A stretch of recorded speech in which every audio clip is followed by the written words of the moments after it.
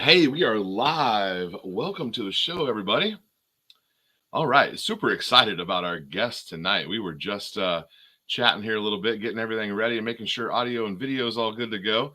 We're going to have a good time. Make sure you get some questions ready. You can just post them over there in the comments. First and foremost, we have our first sponsor of our show here tonight. Pretty excited about it. Facts and Firearms. I'm going to be one of their ambassadors, which I'm really excited about. I think that's going to be super fun. They're going to hook me up with some stuff and help me just create more and better videos all the time.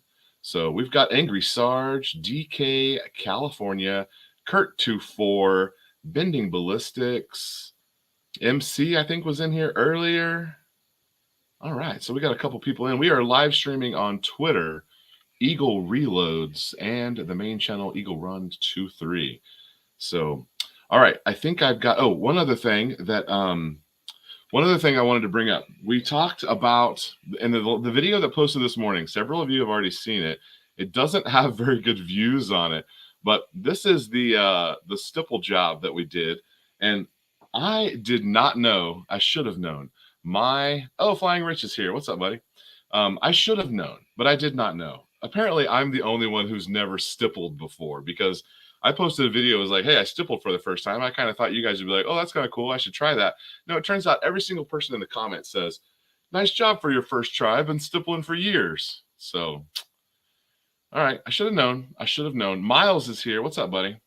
All right, let's get to our guest here. We have had the honor of having some fantastic guests on, and I'm really excited to welcome to the channel Mr. David Stark from Discreet Ballistics. How are you? Good. How are you? Thanks for having me on. Yeah, absolutely. So Discreet Ballistics, I love the name. Thank you. And I first found you guys on Instagram about a year ago when all this 8.6 blackout stuff was going crazy. That was where I first found out about you. Someone said somewhere that, this company, and this company are making ammo. And I was like, well, I've only heard of one of those companies. And so I went and I looked you guys up, followed you guys on Instagram, and I actually was able to get some blackout from you guys pretty early on. And yeah, so excited to have you on. Let's talk about subsonic ammunition. Let's do it. That's what we do. So that's pretty much that's all you guys do. That's your only line that you release. Well, we have a supersonic line called Hotline Munitions. Okay, I did see that. Yeah, 90 to 95% of our ammunition that we sell is subsonic. Everybody wants the quiet stuff. Yep. Okay, so I think the first question on my list has to do with 8.6 blackout. I would love to know when you found out about this cartridge and how did you decide to start producing it?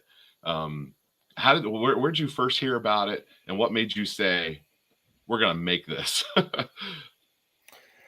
Well, so I first heard of the concept of 8.6 blackout. At the time, it was 338 Creedmoor, but it was even before that. It wasn't even really named. This was back in SHOT Show 2017. We had just started in New Hampshire in 2016 and became friendly with the guys over at Q. They were down in Portsmouth, New Hampshire, which is on the seacoast. We were in Plainfield. It's about an hour and a half away. And, I went down there, showed them some of our 300 blackout, and they had a launch party at SHOT Show 2017, which was pretty awesome. They invited me, and they before the actual party, they had me come. They had a suite in the Venetian, and their engineers we were talking about 300 blackout, and then one of their engineers, Ethan, their head of engineering, pulled out this massive pill. It was probably the biggest subsonic bullet I'd ever seen. Was it like a 350 or a 300 or what was it? I think it was probably between 300 and 350, and it was a solid copper. And he was like, yeah,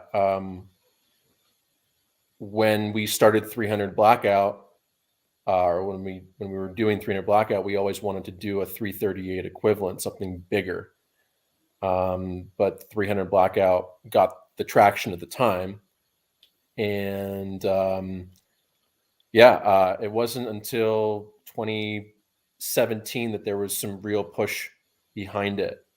And I think it was 2018 that we first started to do projectiles for what was then 338 Blackout / 338 Creedmoor. So it wasn't 86 Blackout really. That name was only started really 2021. Before then, it was mostly 338 Creedmoor.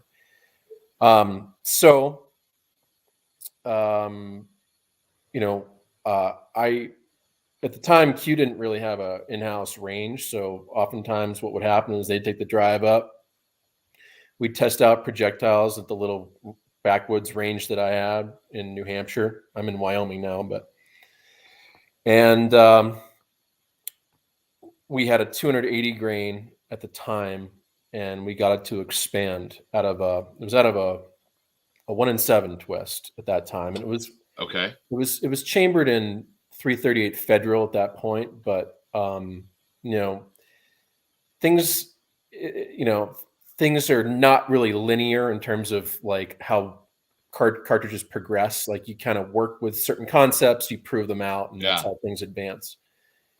And we got that 280, it's either 280 or 285, 200. I think it was a 280 grain to expand in a gel block.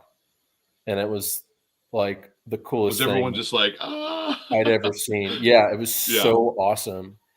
So really, and then we started, at that time also we were working with Q and about doing things with fast twist barrels. So we were experimenting with 1-in-1, 1-in-2, 1-in-3 twist barrels for 30 cal, 300 Blackout. And eventually started doing fast twist work with 338. And that to me, like, 86 Blackout is awesome. Like, but I see it almost as a stepping stone to other calibers or other variations of calibers that can benefit from fast twist technology. And because what was 300 Blackout at this time? Because wasn't it like 7 and then it went to 5 like only more recently? Yeah. So when AAC started 300 Blackout, they started at 1-in-8 twist, and then they went down to 1-in-7, and then when the guys from AAC went to SIG, which is basically the folks who are at Q now, that's when they went to a 1-in-5 twist. And that was probably 2013, 2014. And that was with the LVAW program, which is what the rifle that the Army Special Missions Unit still uses, which is pretty cool, chambered in 300 Blackout. And then, they left SIG and started Q, and everything, every short barreled 300 Blackout barrel is a 1-in-5 from Q, and then SIG has continued on with that smartly. And what's been really cool to see is that there's been a lot of, I don't want to say a lot, but there's been a growing movement of increasing the twist rates of 300 Blackout. So I feel like I mostly see 5s now. Yeah, I mean, 5 twist is awesome. I mean, you still have, like we've been developing a load for a Noveski rifle recently, and that's a 7 twist. It shoots great. Like the thing is with the 5 is with the solid copper stuff, you get a little better stability at distance. Like we're talking 200-300 yards, which is really an edge case for a lot of subsonic shooting. Yeah. But you also get, and this is kind of the, I mean, I don't mean to sound dramatic or anything. This is kind of my life's work, Right. is analyzing the effects of expanding projectiles at super high RPM. And that's what a 5-twist allows for with 300 Blackout. You get essentially, 1,000 feet per second at the muzzle. You get an additional 42,000 RPM between a 1-in-7 and a 1-in-5 twist. And you can see the difference in gel. Like the projectile will spin in the gel 2 to 3x more times than a slower twist 1-in-7 twist. It's crazy when you can see it in the gel.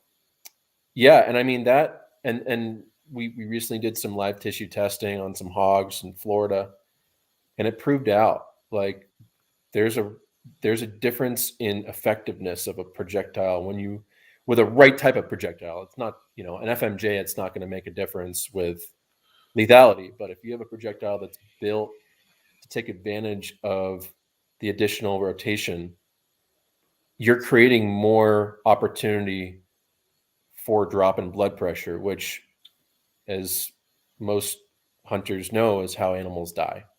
Yeah. So, yeah. Well, let me say hi to a couple people here. Oh. I think I saw Flying Rich is here. Bending Ballistics is definitely going to ask you about 6.5 Grendel because he is Cool. It's a great cartridge. Big 6.5 Grendel. I don't think I saw that on your website though, did I? Yeah, we don't do 6.5 Grendel. Yes, he says first question should be Grendel ammo. So Grendel, yeah, we could talk about Grendel. It's a great cartridge. It's typically what happens when you get below 30 cal with expanding subs is you have to create a smaller open tip, and that compromises the ability of a projectile to expand. So 6.5, even that 40 thousandths difference in diameter compared to a 30 cal, you can do it. But the thing is that whenever you make that open tip of a projectile, of this expanding subsonic projectile smaller, you limit the ability for it to open up. So yeah, 6.5 Grendel's awesome, but I consider it strength, just like 6.5 Creedmoor. People ask me, well, why don't you use subsonic 6.5 Creedmoor? We could do it in like a target ammo and everything, but I like to make bullets that expand and that are lethal. So I look at 6.5 Grendel as a great supersonic kind of intermediate cartridge. I think that's the AR-15 at its best is a 6.5 Grendel. I agree. Yeah, it's a really great cartridge. My philosophy behind cartridges is like, it's you don't want to make a Prius go. What does a Prius do well? Or let's put it this way: what does a Z06 Corvette do well? It goes around a racetrack. It's badass, it's nimble. Fast vehicle. It handles well. Can you put off-road tires on it? Can you give it a lift kit? Sure. Could you put a big bull bar on it?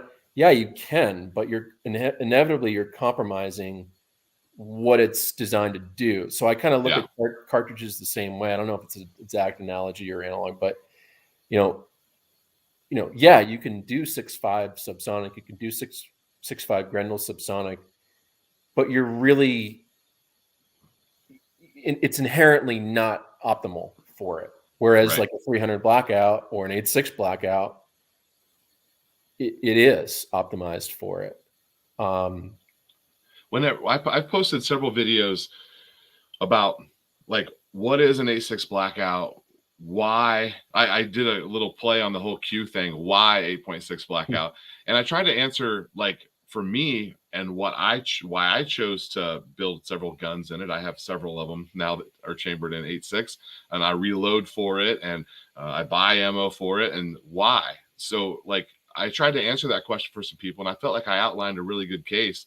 And then people hop in and they're like, "It's not as good as this, or this," and I'm like, "Well, it depends on what you're doing with it." Like, I mean, it's you're and some of them are all the 308's not dead and all this stuff. I'm like, yeah, you can kill a hog with a 308. That's fine, and there's nothing wrong with that.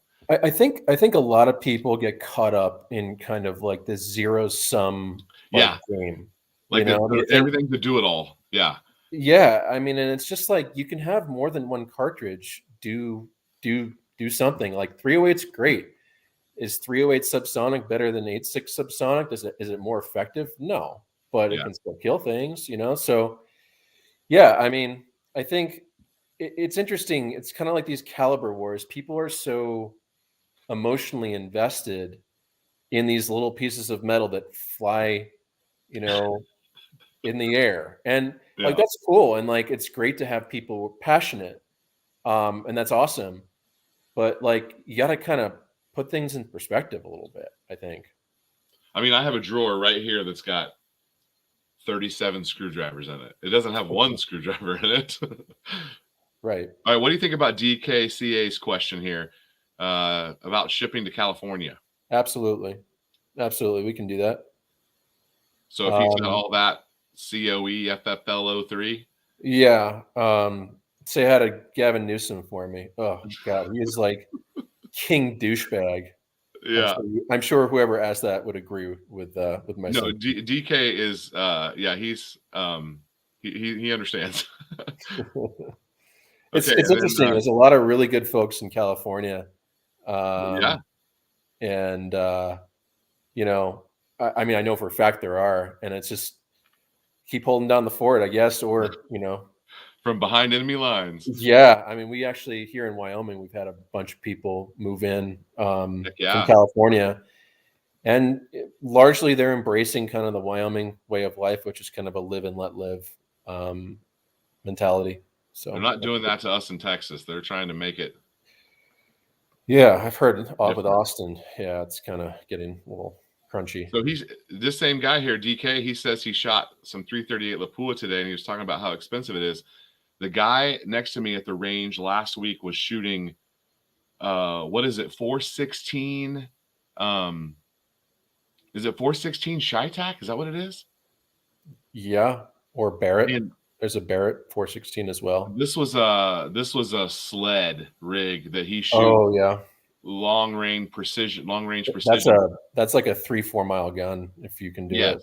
So he was doing some load development, and he actually is reloading and seating bullets at the range. Wow. So he's got his hand press and everything. Wow. Yes. And he's got these lathe turned, I think he said they were like 500 or 600, 500 or 600 grain. Like they're heavy and they're big. And I was like, man. And he's like, they brass or copper? Do you know? They were copper, and they were about $6 or $7 a piece, he said. Oh yeah. Yeah. Yeah. So it makes your 338 is like, make it seem like a budget rifle at that point. Well, it's interesting what he was asking about wear on barrel. That's another advantage that a lot of people don't really think about with subs is, I think if you have increased barrel life. Yeah. I mean, subs, like they're so relatively low pressure compared to supersonic ammo. If you're shooting 86 subs or 300 subs and you have a gun dedicated to subsonic, I mean, you'd probably get 25,000 rounds down that tube before you'd notice any type of erosion on those lands. So that's another advantage of subs. It's just less wear on the economical on your barrel. Yep. So Mr. Breeze says more RPMs equals more violence. I would agree with that. It's an interesting story. So I last season we didn't quite have our 280 grain subsonic expander ready, which is this. Yeah, you had a post on Instagram about that. Yep. But what I did have, what I was doing a lot of experimenting with at the time was the 185 grain 180CX bullet, and that's a bullet that's designed for 338 Win Mag that Hornady makes. It's a It's a good bullet. It's not machined. It's a stamped monolithic solid copper bullet. And my wife, she took her mule deer at 180 yards off the back tire of the truck, which is cool. She's a great shot.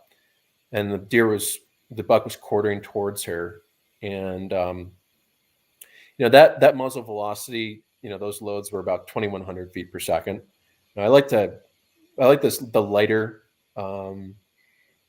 supersonic for 4.86 Blackout, just to get the bullet moving a little bit more, a little bit faster.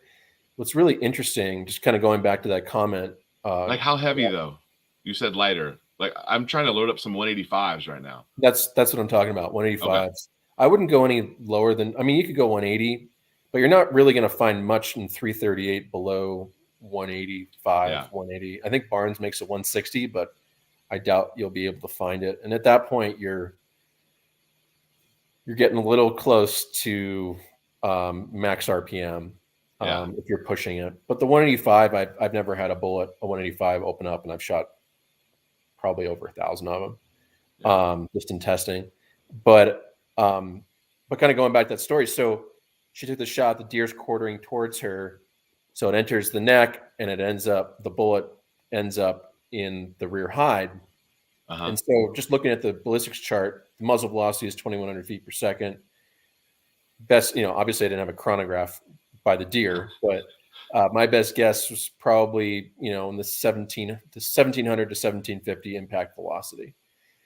And the interesting thing is what Hornady says is with these particular bullets, because they're designed for 338 Win Mag, which is a hell of a cartridge. It's a big case.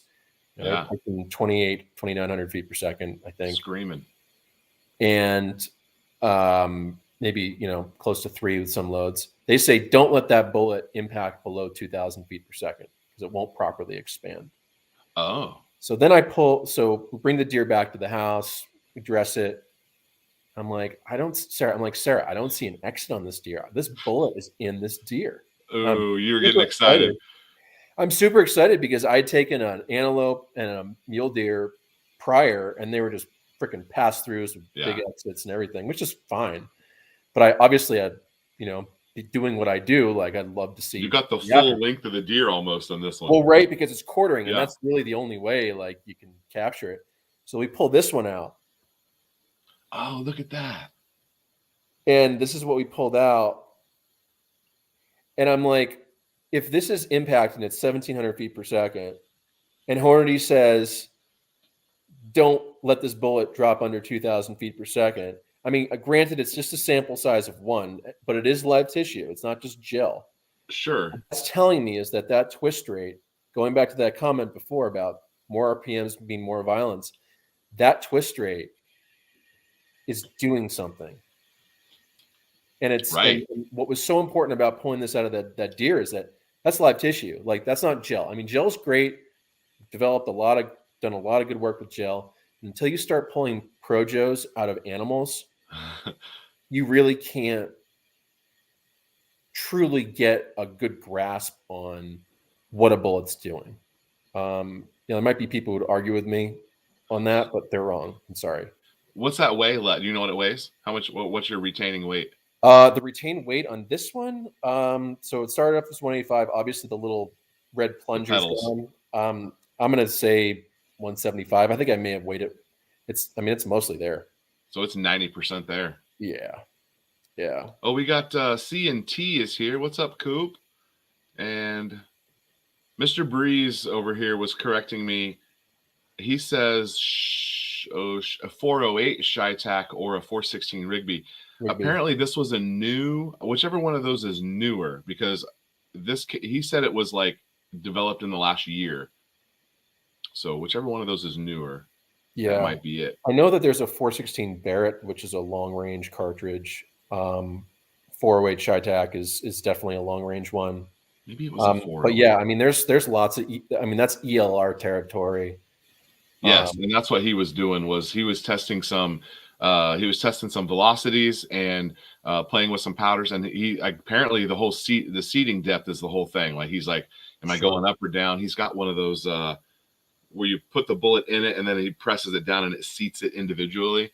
Believe it or not, there's a lot of correlations between a lot of similarities, I guess I should say, between ELR shooting and subsonic shooting. Oh.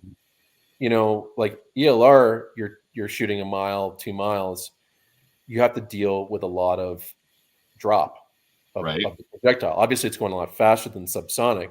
But if you're trying to hit a target at a long distance, obviously you're holding, 20 mils, whatever, like super high holds. So similar principle, it's just in a shorter range with subsonic. So to make a subsonic rifle super accurate, you have to have very, very consistent muzzle velocities if you want to shoot beyond 100 yards. Even at 100 yards, if you don't have consistent muzzle velocities, you're going to have vertical stringing. And, if you're trying to hit an animal, it's one thing if you're, shooting paper or whatever, but if you're trying to hit a deer, that's why I tell a lot of folks with their 300 Blackout, it's like, you can, of course, the bullet's going to open up down to 750 feet per second. So you're good until 500 yards, but like you got to get the bullet there, So, I recommend for most folks, just keep it at 100 and in. And, for a lot of people, that's more than enough for deer hunters, especially, east of the Mississippi. So. I unfortunately, like I was saying, my suppressor's not here yet.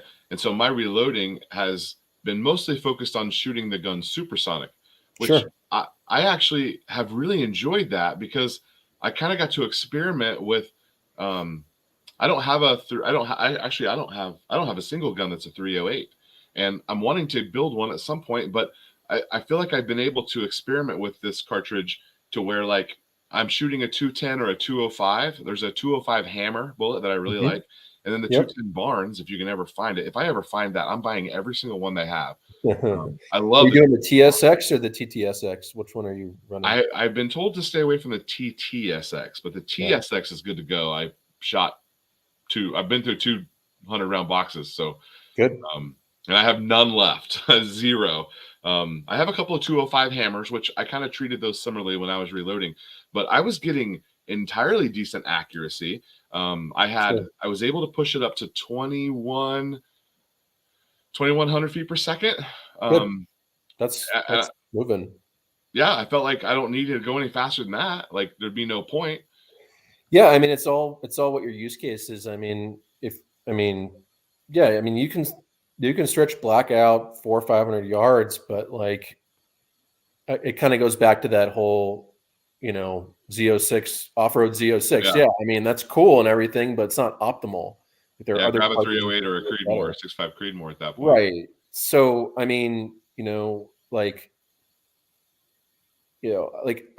think, and this is just me, like philosophy wise with hunting, like could I take an antelope at 600 yards with my 300 PRC? Yeah, absolutely. Yeah. But like, I'm pretty confident in my shooting ability, and but here in Wyoming, like, even I'm not willing to take the chance of wounding that animal. Like, I'd rather feel comfortable. Like, I don't want to gamble, and I'm not talking, shit about people who might want to do that. I'm just me personally. Like, I like the kind of the complete circle of, feeling really confident about the shot. Like, I'm not trying to impress anybody. Like, I just want to feel good about hunting. When I hit where I'll hit what I'm aiming for. Right. So you're in Wyoming? Yep, we're in. I think Emmy is in Wyoming also. Oh yeah, cool. I think he is. So I'm in Sundance, Wyoming, which is the northeast Montana. Corner. Montana and Wyoming geography is not great. It's up there. We're about 80 miles south of the Montana border right now, eastern Montana, which is probably, at least in the lower 48, probably one of the most empty places that's not like, Nevada desert. Like it is empty, which is cool. There's a lot of beautiful things. But yeah, we're close to Devil's Tower. Is I Okay. don't know if you're familiar with that. That's Close Encounters of the Third Kind, the famous Spielberg movie from like the 80s. That's like what everybody knows it for. Oh yeah. Okay. So yeah, I mean it's a really awesome area. There's lots of wildlife and not a lot of people, which I like. So So you moved? Did the whole company move there? we did. We moved here in March of 2021. So we've been here a little over 2 years. We were in New Okay. Hampshire before. Literally loaded up the biggest Ryder truck that we could find. Had about 5 million primers in it.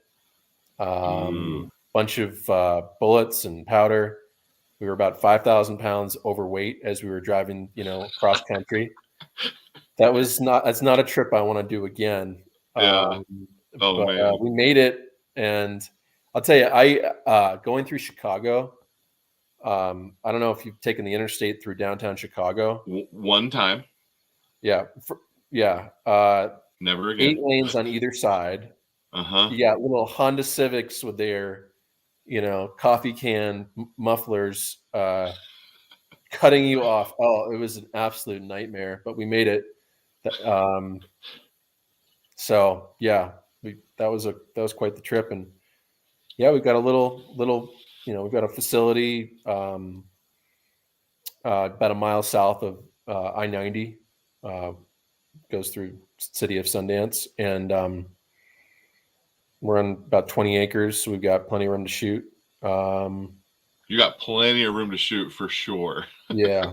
Yeah, that's one thing about Wyoming. I mean, you pull over on the side of the road, and if it's BLM or state land or federal land, yeah, you can shoot 2 miles. Like 10 miles south of us, or 10 minutes south of where my house is here, we have what's called the Thunder Basin National Grasslands, and I mean, I could shoot 3 miles there if I wanted to. No limits. Yeah, and there's Limited nobody by out whatever there. whatever you brought with you. It's amazing. Yeah. So we eventually, and this, eventually, we're thinking summer of 2024, like to have a subsonic competition here in Sundance in Cook County, which is where we Ooh. are. Basically, bring folks from the civilian sector, military sector, really trade, information in terms of like what works, what doesn't work. We can have different classes. We can do 22, rimfire class. We can do 30 cal. We can do That'd be fun. 338, and then we can do some bigger stuff. I think that'd be really fun. Heck yeah. Okay, so let's you mentioned primers, which probably got everybody all fired up whenever they heard that word. Yeah. I haven't seen I've seen oh gosh, how many did I buy? I bought a pack of 5,000 large rifle primers, and I was lucky to get them. This was about 2 months ago. I was lucky to get them. They didn't have any more. Was it a store, or did you get them online? I used one of my YouTube connections. Oh, good. So it wasn't like an off the shelf situation. Good. So I used a connection to get them, and I actually split them with a buddy of mine who lives down the road here. He only wanted 1,000, so I just kept 4, which was fine. But I have not seen a large rifle primer in any store or online, and they're really hard to find right now. So, what components are you fighting with as an ammo manufacturer? Brass. Brass is the Really? biggest. Yeah, brass is the biggest issue. Luckily, the 300 Blackout, we're pretty well set on brass. Okay. The only thing that's really been holding us back from full 8.6 production, balls to the walls production, is brass. And Okay. I know that there are a lot of folks who are converting 6.5, and that's great. Just not what we want to do. Like, I don't want to send out I mean, for reloaders, fine, like it's fine. But as a commercial loader, you send out a cartridge that's one thing, but the head stamp says it's another. It's just, Yeah. I can't do it. And I'm not saying that other folks shouldn't do it. I'm just saying for us, it's just we've been waiting for 8.6 brass, and there's a company out of Tennessee actually that's starting to pump it out, which is really great. Okay. So, and I think there's going to be more once it gets SAMI approved, which will likely be in January Summer of of 2020. 24. Well, Summer of I 24. mean, I guess I'm more of an optimist. I'm hoping January of 24. Yeah. I mean, who knows? Yeah. Once it gets that approval comes, that's when the big boys are going to start pumping it out. But until then, looking at some smaller brass manufacturers, and brass manufacturing equipment is I mean, Unique. it's unique. Exactly. I mean, you can't. There's not a lot of companies that have it. Yeah. So, I mean, you're talking, you know, $7 to $10 million for a brass line. So, for a lot of companies who have that brass capability, they're not willing to take a risk on Yeah. essentially a wildcat. They know that they can sell whatever 308 brass or whatever 65 brass or 556 brass they can make. So it's kind of one of those situations. But as 86 Blackout becomes more popular, comes more in demand, I think that um, some of these brass manufacturers are taking note and they'll Yeah. start to make it. Okay. So, just some things that I've learned. Um, I've got 2 orders from you. I got one from you like last summer, and then I got one from you like in late fall.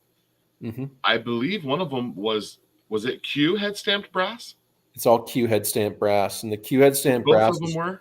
yep, yep. So those are that head stamp brass was the Q head stamp brass was Yeah. manufactured by Hornady Uh huh. back in 2021. I think they did a run Yeah. of a few 100,000, I believe, and because of our relationship with Q, they sent us a bunch.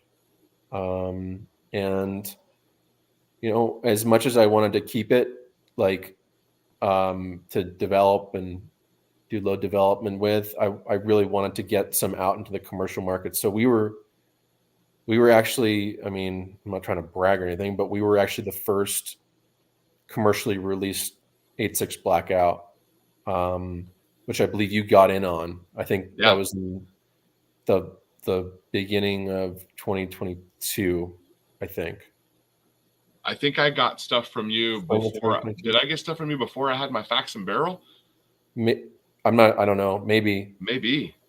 But Because that yeah, released in June. The first week of June is when Faxon was shipping barrels, and that was the first anyone was making guns unless they had some industry hookup, which I didn't. So you were the first one to put the ammo on the market. I was the first gun on YouTube that worked. that's cool. at least from someone who didn't have someone send stuff to him. I was just a guy Right. ordering and was able to get one together. So I think I might have had discrete ammo before I have to go look that up. I don't know if that's true or not. I thought I don't know. It doesn't matter. But I was pretty Doesn't sure the really first matter. batch was Q head stamp. Yep. But allegedly Starline is making brass now. Um, yeah. Maybe. So there's actually there's another guy who's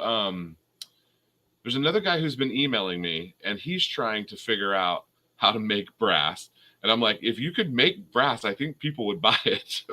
So Yeah. There's a number of little shops that are making converted 6.5 brass, and yeah, um, there's even some folks who are trying to make it with 308, which I wouldn't recommend.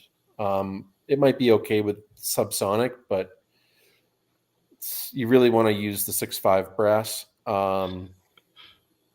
So yeah. yeah. How's the lighting? Should I turn on a light here, or it's looking a Oh, little dark? your sun's setting there, huh? Yeah, let me turn on a light real quick. Yeah, no problem.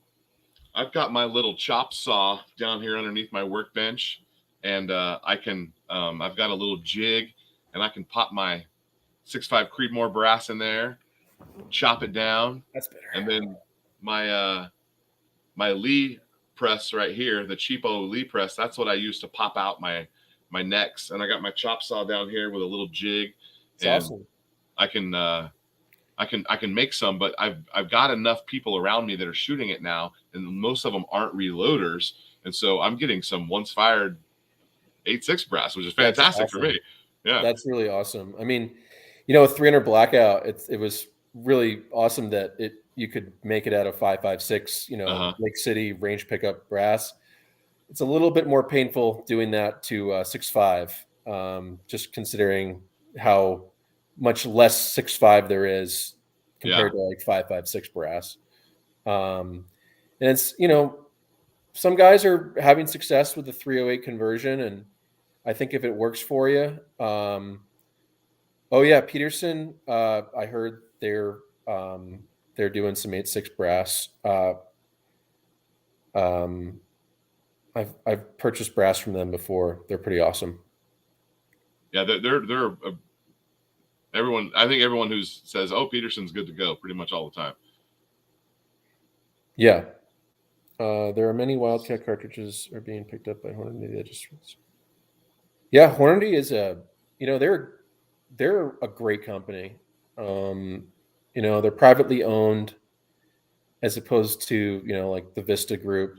Right. They're really innovative in terms of, you know, when you get to a certain size, like a lot of times innovation kind of gets trumped by, you know, the bottom line. But with Hornady, they really seem to want to innovate, which is pretty awesome. And yeah, and it seems like they're willing to like, oh, the wind is shifting, let's go or let's not. You know, they can. Yeah, But unfortunately, they're also big enough that they can also control some of that wind. they sure can. Yeah, you Yeah. know, it's interesting. Like they're you know talking about a little bit about 300 Blackout. Um, you know, they've got a 190 grain sub-X bullet, which you know it's about as good as you can get for a lead core expanding bullet. But obviously, you know, our 30 cal 300 Blackout expander spans much larger, performs much larger. But you know, it's like we can't really compete at that level with a company like Hornady. So you know, Right. we can kind of get a little drowned out by their big wave of things, and that's fine. Like that's just the nature of the industry, but it can get a little frustrating sometimes. Yeah, absolutely. So, what is uh, what is your opinion about these guys? Well, you know, the case gauge that I have, or the cartridge gauge that I have, came Uh-huh. right from Ethan at Q. So it's a Okay. pretty awesome little Yeah, I gauge. don't have one of those. I guard that thing with my life. Um, Yes, yes, you should. um, I really like the Sheridan case gauges. The thing that you have to be careful of is if there is an imperfection in the neck of the case that's facing the slot and you don't pick up on it, Right. it's not going So you to. almost need to get a little Yeah, rotation you in need to kind of rotate it, you know, basically 90 degree, 90 degree, 90 degree, you know, to make sure that it's um, the case is good because you could drop a case in there and there can be the imperfection that is in the slot, the cutout, and if you're not looking closely enough, you might not catch it, and you start to jam it in there. Right. the chamber, and then you can you know bad things can happen. So So I filmed a full length 7, 8, 9 minute video talking about using this, how it's a good tool. I gauged some cases. I put some live ammo in it. I did all sorts of stuff with it. And then I went back like a couple weeks later and I clipped a short from that video and I made a short, posted it on YouTube Shorts. And over the course of about 3 weeks, it got um, like 7, 8, 9 million views. wow. And Sheridan, I emailed them and I was like, hey, and he's like, no, we know. They went pretty crazy selling these. They were very happy with me. I think I won salesman of the month that month. Um, Wow, that's awesome. and but here's the bad part is the ammo that I was putting in there was not case gauging. And I believe that it was due to a concentricity issue where it's just such a long projectile. If the neck's not perfect, it's not going to case gauge. So um, that was my conclusion from the video. But 7, 8, 9 million people only saw the 45-second version of the video, and they did not go back and watch the entire video where I talked about how and why and whatever, and whether it made a difference, which I don't know that it really does make a difference. If you're shooting a pig at 75 yards, I think you would have got it either way. Sure. But lot of people very confused about what that tool is, and some people were very angry at me, but it did some good things for getting some eyeballs on some things, and I'm very happy because Sheridan are fantastic people. I've talked to them several times. I'm glad I helped their little business sell some gauges. They're a Texas company here too. So no, we've used Sheridan gauges for years. I like to use with our 300 Blackout. I like to use the slotted gauge and then just the full gauge. I'll drop them in, turn it. Yeah. It's nice to see. It's nice to see how, the slotted gauge kind of gives you like a window, so to speak, into the chamber, which is cool to see. But the I would say the full non-slotted gauge is probably if you're like want to do real quantities of it, it's probably the better gauge. But I'd say just get it's both. It's neat to see down in there because it's almost like you don't really know what's happening, even though your calipers could tell you what's happening inside there. It's just cool to see it. I ended up getting a Grendel and a Creedmoor, and I got a couple of them now. And I like to see, especially on like Blackout, where for me this is my first Wildcat. I'm a relatively new reloader. I've only been doing it for a couple of years. It was very helpful to just kind of get a better idea about what was going on inside there. Yep. No, it's really helpful. It's a lot of gun guys, a lot of dudes just in general are visual people. Yeah. And I think that it's helpful. Visual aids are just invaluable. Oh, we've got a question here over in the comments for you. Thank you. Oh, you are curious, aren't you? Yeah, no, it's interesting. I'll get that or what's that show on HBO? The Stark House of Stark. Game of Thrones. Yeah, Game of Thrones. Is that it? Yeah, I never watched it, but yes, I think that's yeah. So it's interesting being an ammunition manufacturer and then having the last name Stark. I get that a lot. David Stark is a fantastic name. You could see that on a baseball jersey or great name. Okay, so Bending is back on the. He goes, if you would make a match Grendel, he and I would buy you out. I'm going to make my own match Grendel. Bending. Yeah, does anyone make a? Nobody makes Grendel. But you can only find 2 Grendels on the market right now. PPU and Hornady Black are the only Grendel that you can find. Even casting an entire Google net search, what's available, what can I buy? Those are the only 2 on the market right now. What's Hornady using for a Projo for their? That's a 123 SST. SST, yeah. Yeah. Cool. Yeah, those are those SSTs are, they turn into little grenades. They're in terms of, they don't open up or out of the barrel or anything, but they definitely like to, they're designed to fragment and they create a pretty sizable wound channel. Yeah. So they're a good bullet for sure. I would love to, because I'm like, if I take the Grendel, because I have stuff to reload for it. I just haven't started I need to start a whole program, right? I need to figure. I mean, it's a pretty sussed out cartridge. I could piggyback off of where somebody left off, but I just got to start, and I haven't. So I've been buying it when I see it, and I feel bad shooting that plinking style at the range because I should take it to go shoot a pig, but that wouldn't even be my first or second choice to go shoot a pig right now. So right. How long have you been waiting for your 338 can? I filled out my paperwork the first week of June last summer, and they told me it would be January or February at the time, but that was before maybe the pistol brace stuff slows me down. I don't know if that's a different department. Who knows? Yeah. I'm going to order another one immediately. As soon as it comes in, I'm going to go order another one immediately. Probably I mean, something they for Creedmoor or 308. generally speaking, they really make an effort to not go over a year. Yeah. Well, we're coming up on. I got about a Yeah, month. I think you're due. You're due. So that'll be cool when you get that in for sure. I haven't logged in to check the status, which I don't even know if that's helpful or not because it just says like pending approval or whatever. Yeah. I haven't logged in a month. I need to probably log in and just make sure that like maybe it's ready and they just haven't called me at the gun range or something. I don't know.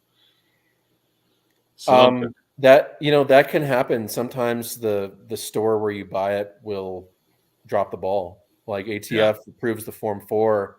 Like that actually happened to me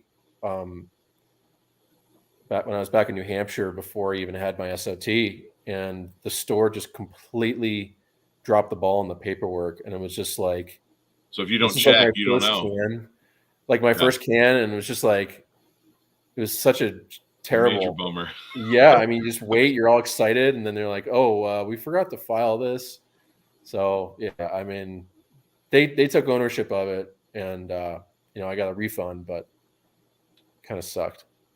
So if you so you've got more than one suppressor. That's what I like to say. I don't usually like to say numbers. You have more than one suppressor for 338 range caliber.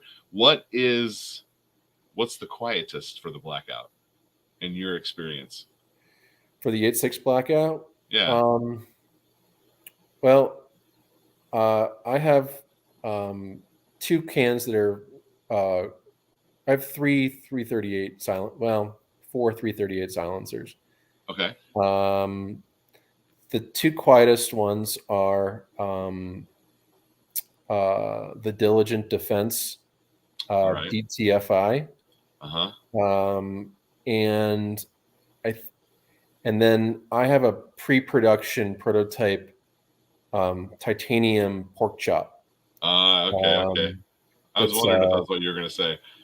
Yeah, and that's basically my understanding is it's like just a 338 full Nelson, which the full Nelson in Blackout is literally the quietest silencer for 300 Blackout available.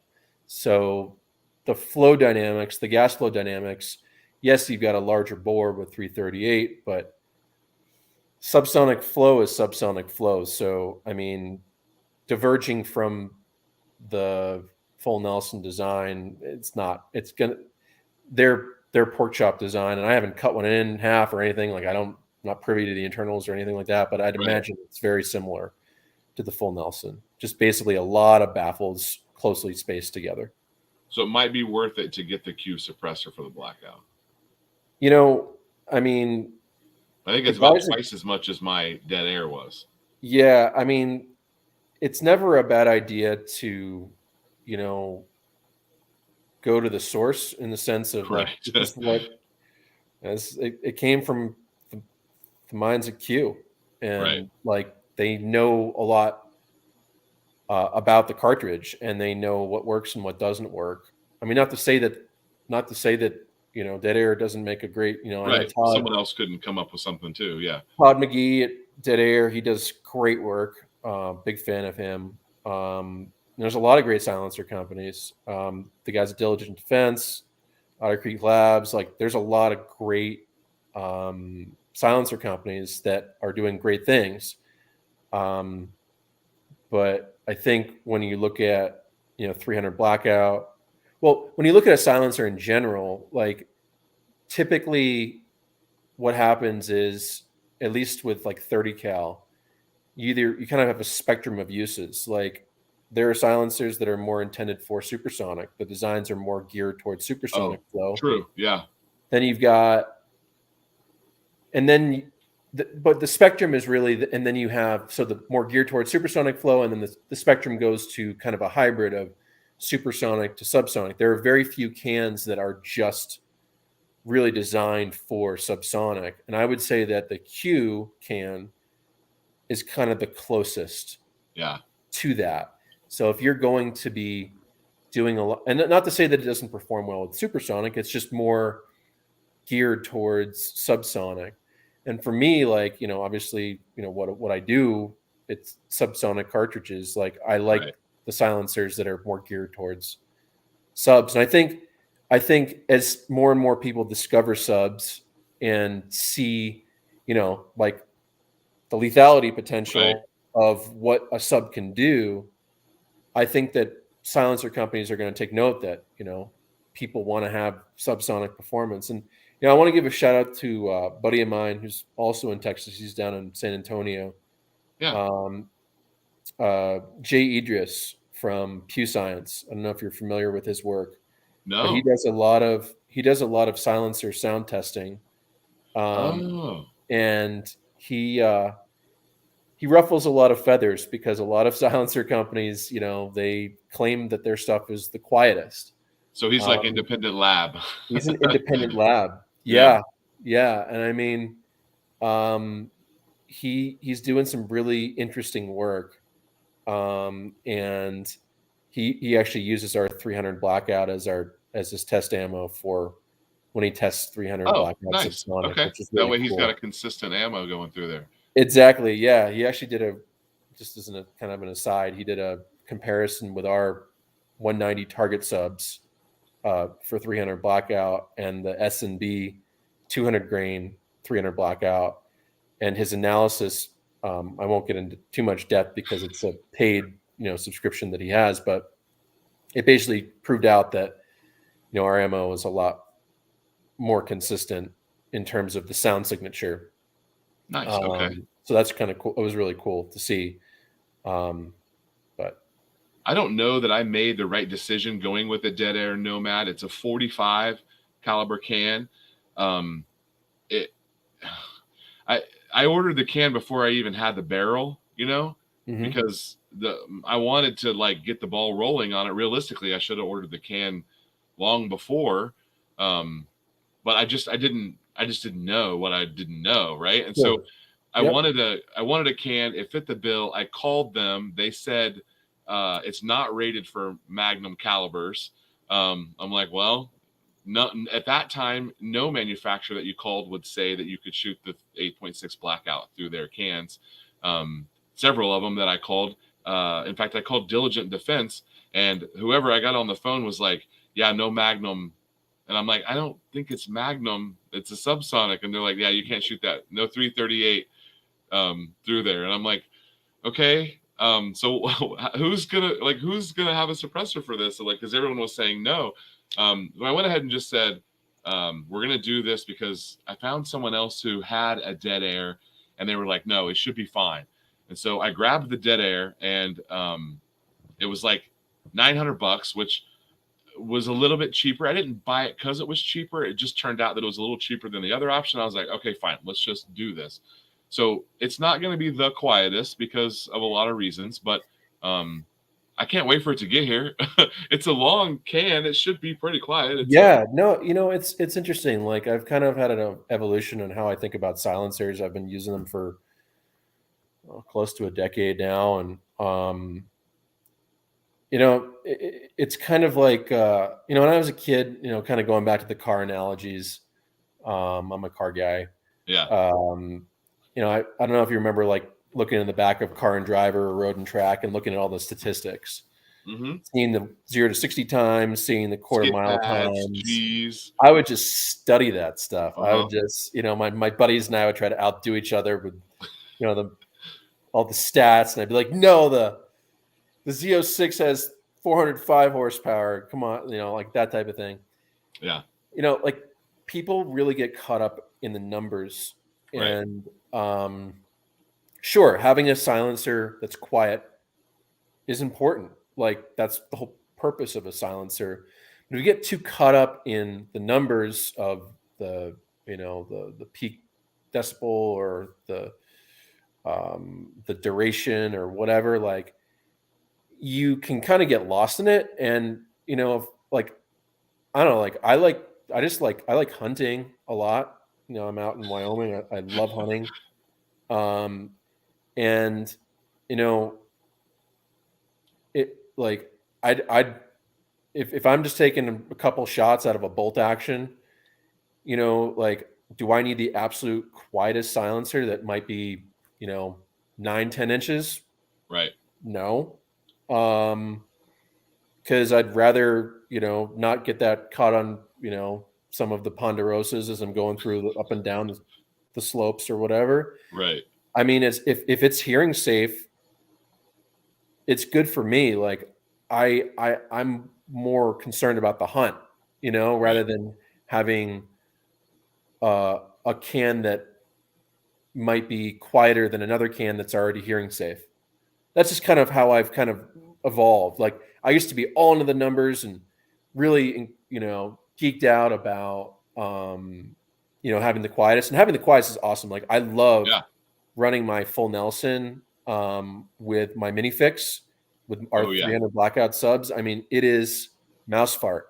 It's really, I know they say Hollywood quiet. It's Hollywood quiet.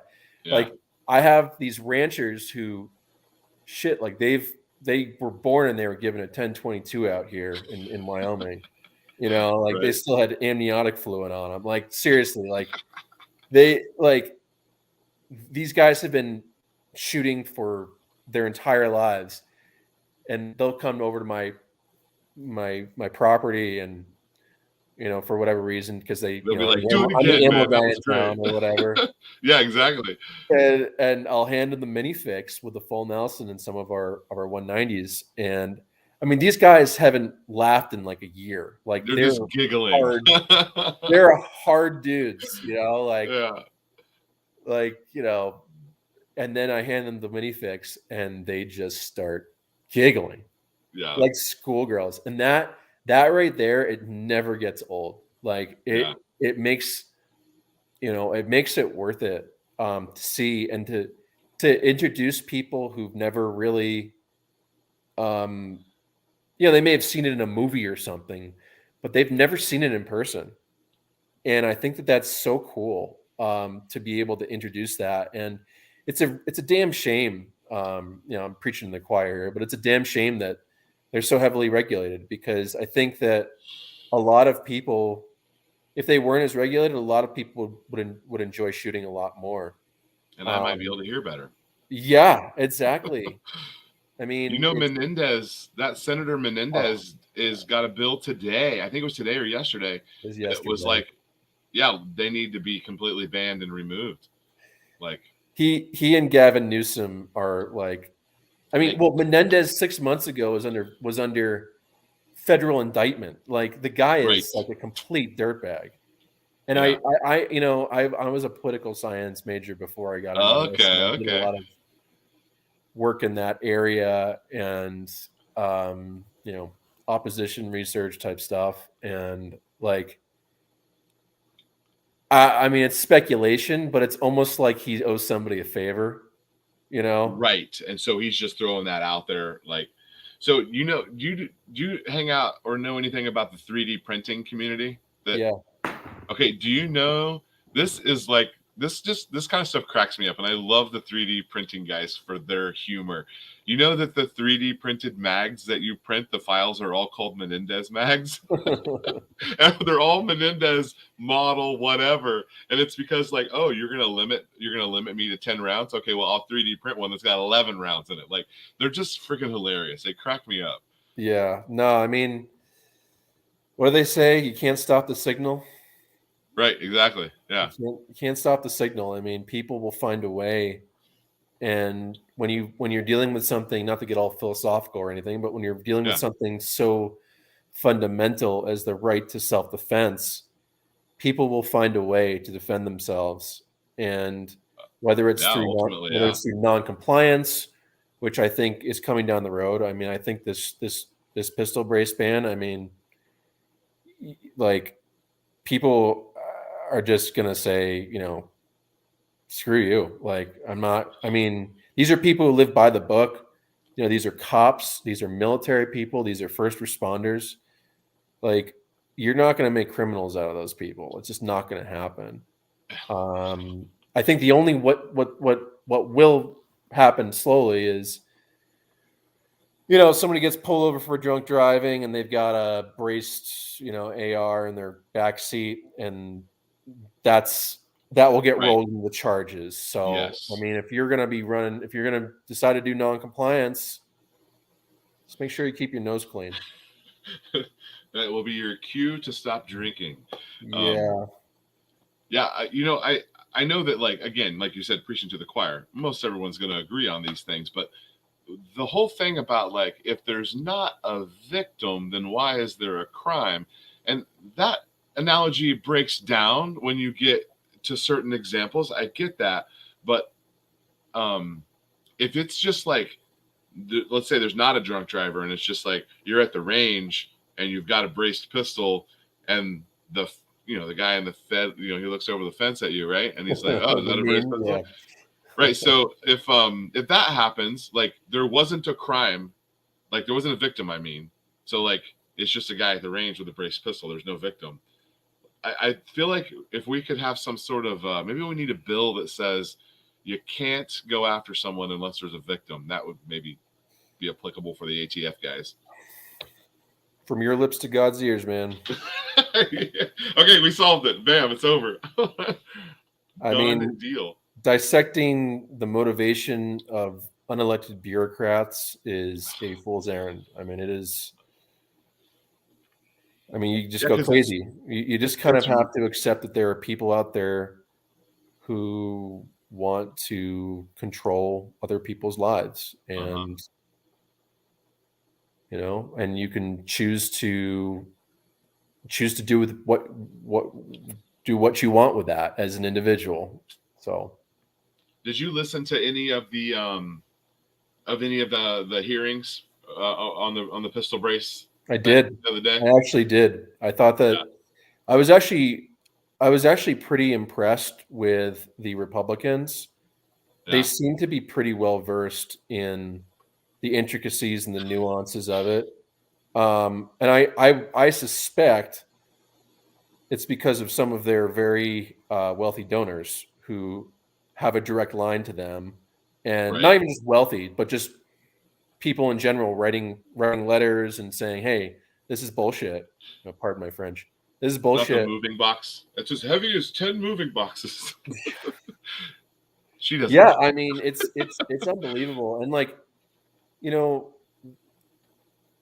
the ATF director, like, let's just say, I mean, who was the guy? There was the guy who didn't get confirmed, um, who went over to Oh, Giffords, or he like was real bad, though. He did he not was real know bad. what a gun was. Right. No, yeah, he was really bad, and he was a real piece of work. Yeah, He's got the picture of him, standing over the carnage at Waco. I saw that just Yeah, the other I mean, day. just really poor decision. Um, but yeah, I mean, he's Diedelbach, whatever his name is, like, he's a prosecutor. Like, listen, I have no sympathy for him, but let's just put it this way: like, being director of the ATF on such um, a hot button issue, when you've got motions flying on both sides, that cannot be an easy job. Like, I don't know why you'd ever want to take that job. I don't know why anyone wants to do any of that stuff. Yeah, I just don't get it. But I mean, the local school board election right now is insane in my I bet. town. Like, people fighting in the streets about, like, the signs in your yards on my neighborhood Facebook page. Like, it is, like, and I've been saying this for a long time. Like, the polarization, like the Oh yeah, absolute polarization.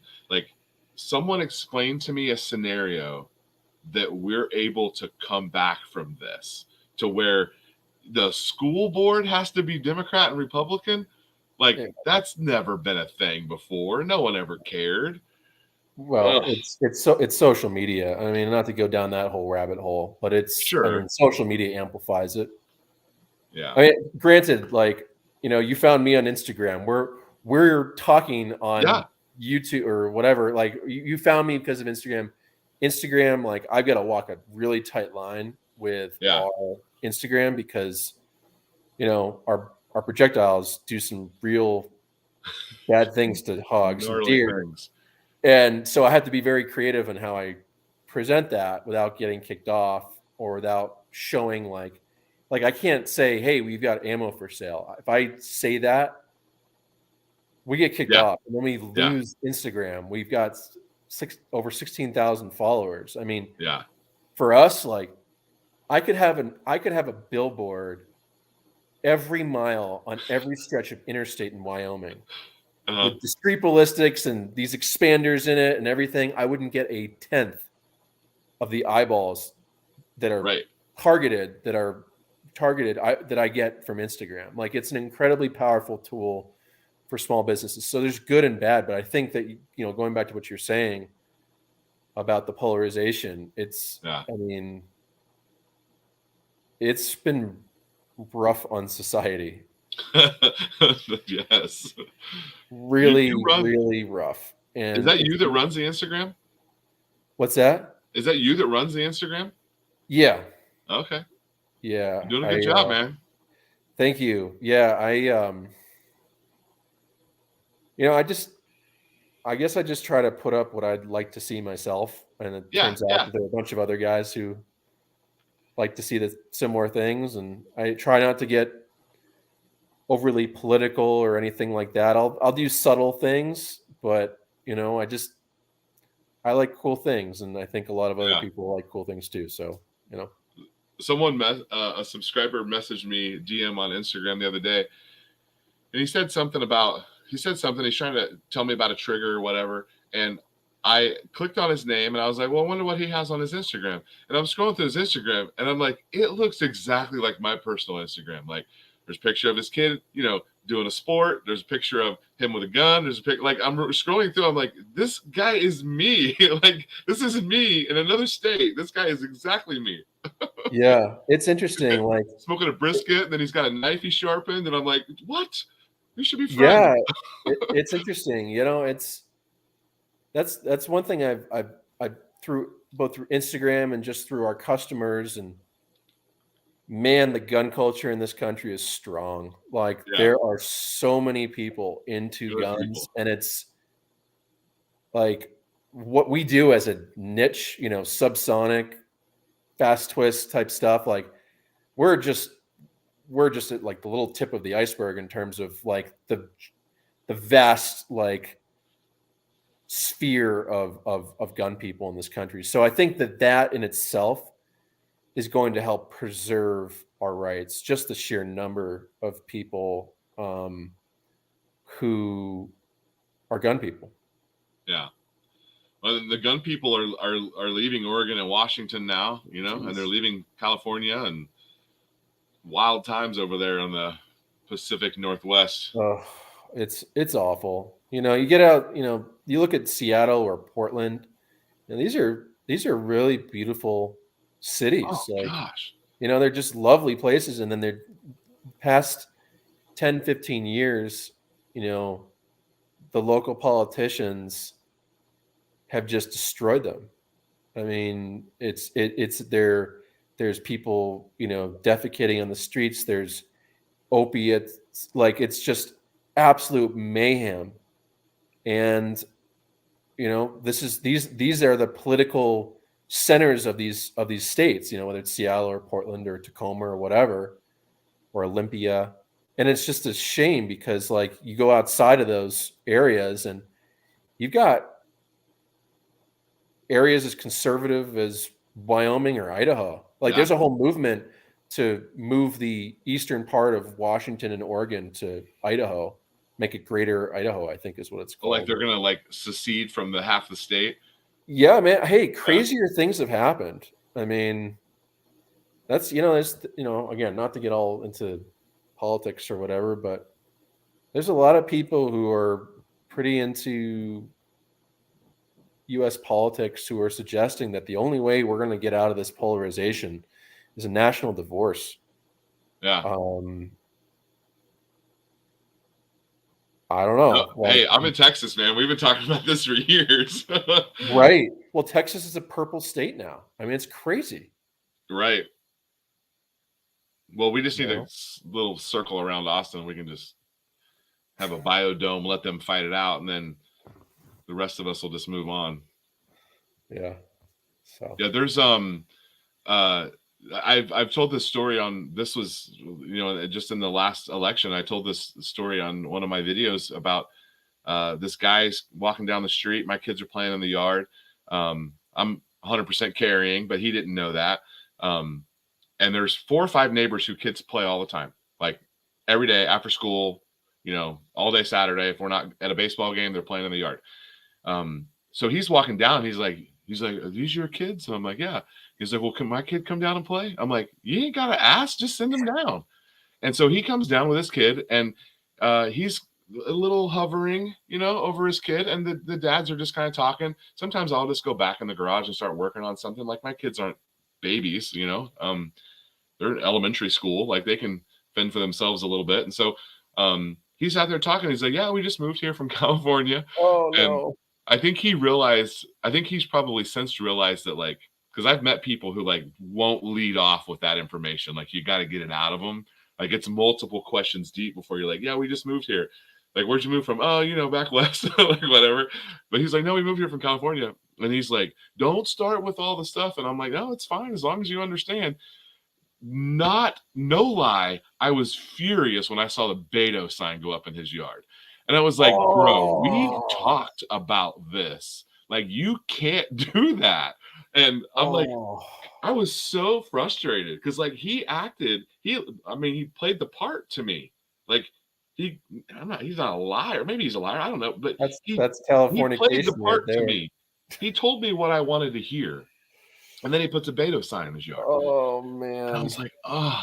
How could you seriously, what's Beto's real name? Like Robert or something? Or not Robert. It's Robert Francis O'Rourke. Oh, God. He is such a douchebag. We call him kickflip bomb. Can't even say it. Kickflip bong rip is what we call him. He is just awful. I mean, yeah, Texas is, it's interesting. We actually looked at, before we moved to Wyoming, we looked at Texas. We looked at the hill country near like Fredericksburg and, outside of, west of Austin. I mean, it's great there. I've been out there. A little too humid for me.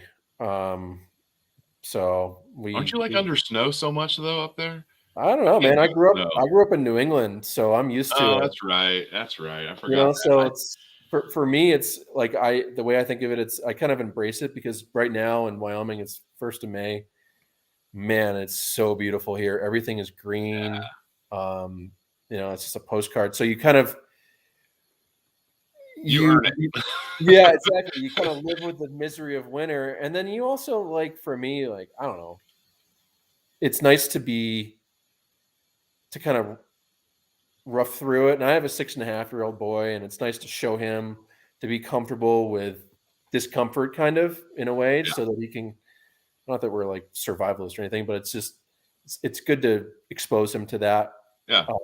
So that he becomes strong man. So, yeah. And also it's like having the right gear makes a big difference. So, and you don't even need to like spend $1,000 on Arc'teryx or Patagonia. You just need to understand materials and layering. And yeah, I mean, if you want to buy US made stuff, you're going to spend a little bit more, but if you want to, buy some Chinese made stuff and cut the labels off so you're not reminded constantly, you can do that too. It's been in the news, but it's been cold a couple times in Texas here over the last couple of years.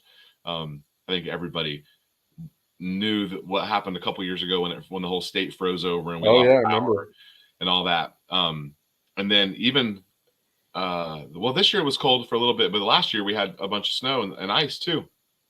And what's up, G23?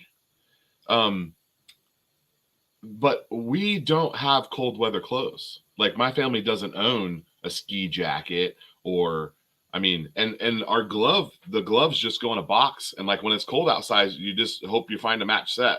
Cause like, my daughter doesn't have her own gloves and my wife have her own gloves and my little boy has his own. We don't have our own gloves. It's just when it's cold and you need gloves, you better hope you can find a match set that fits and roll out. So in that case, you got to layer. You just got to layer.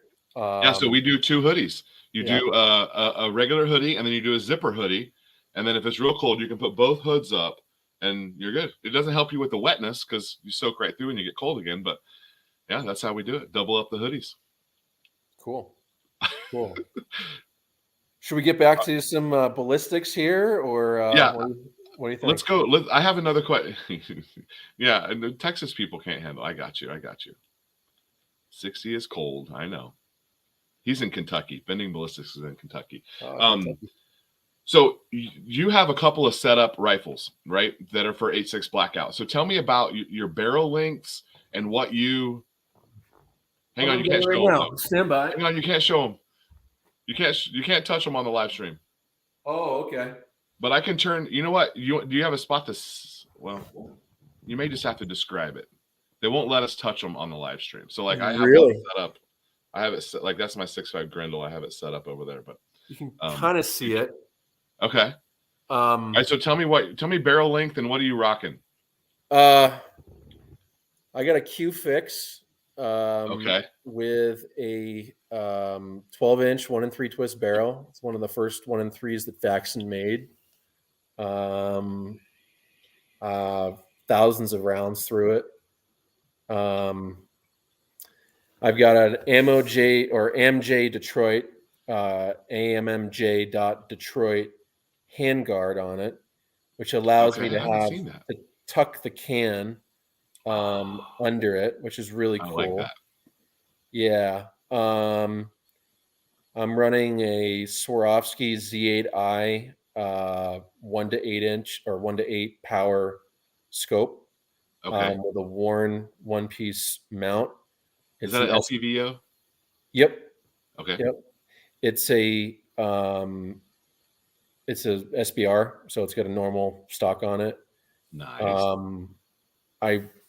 Right now it's got a Knights SR25 mag in it, but I typically, run Magpul 10 round Magpuls. And then right now it's got a Diligent Defense silencer on it. But I switched between that and the Q pre-production prototypes. Let's see. I think that's pretty much it. Yeah. You have a gas gun? I don't. I don't have a gas gun. I need to get one. Honestly, I love gas guns. I love hog hunting and taking out sounders of hogs with subs is great. But out here in Wyoming, I like bolt guns. I'm a lefty shooter. Okay. So with gas guns, oftentimes, I get gas right in my face because I'm a lefty. So, not only is there gas in your face, it's louder because you've got the action right there. Right. So with a bolt gun, I like it being, typically they're just simpler and. Are you running a left side bolt too? No. I mean, I do have some lefty bolt guns, but the fix here is a right-handed bolt. And I actually grew up shooting small bore. I did eventually get a left-handed bolt, but I learned with a right-handed bolt. And as a kid, you just get used to it. So it's not a big deal. So you said that was a 12-inch barrel on your fix. That's right. Okay. So I believe this information is from Q. You can correct me if I'm wrong. They allegedly optimized whatever this cartridge to be a 12-inch gun. Is 12-inch kind of the optimal number? Well, I think that is kind of the best choice if you want to run subs and supers. Okay. If you want the flexibility of both. Right. 8 inches is great if you're running subs. You definitely get compromised with the supers with 8-inch.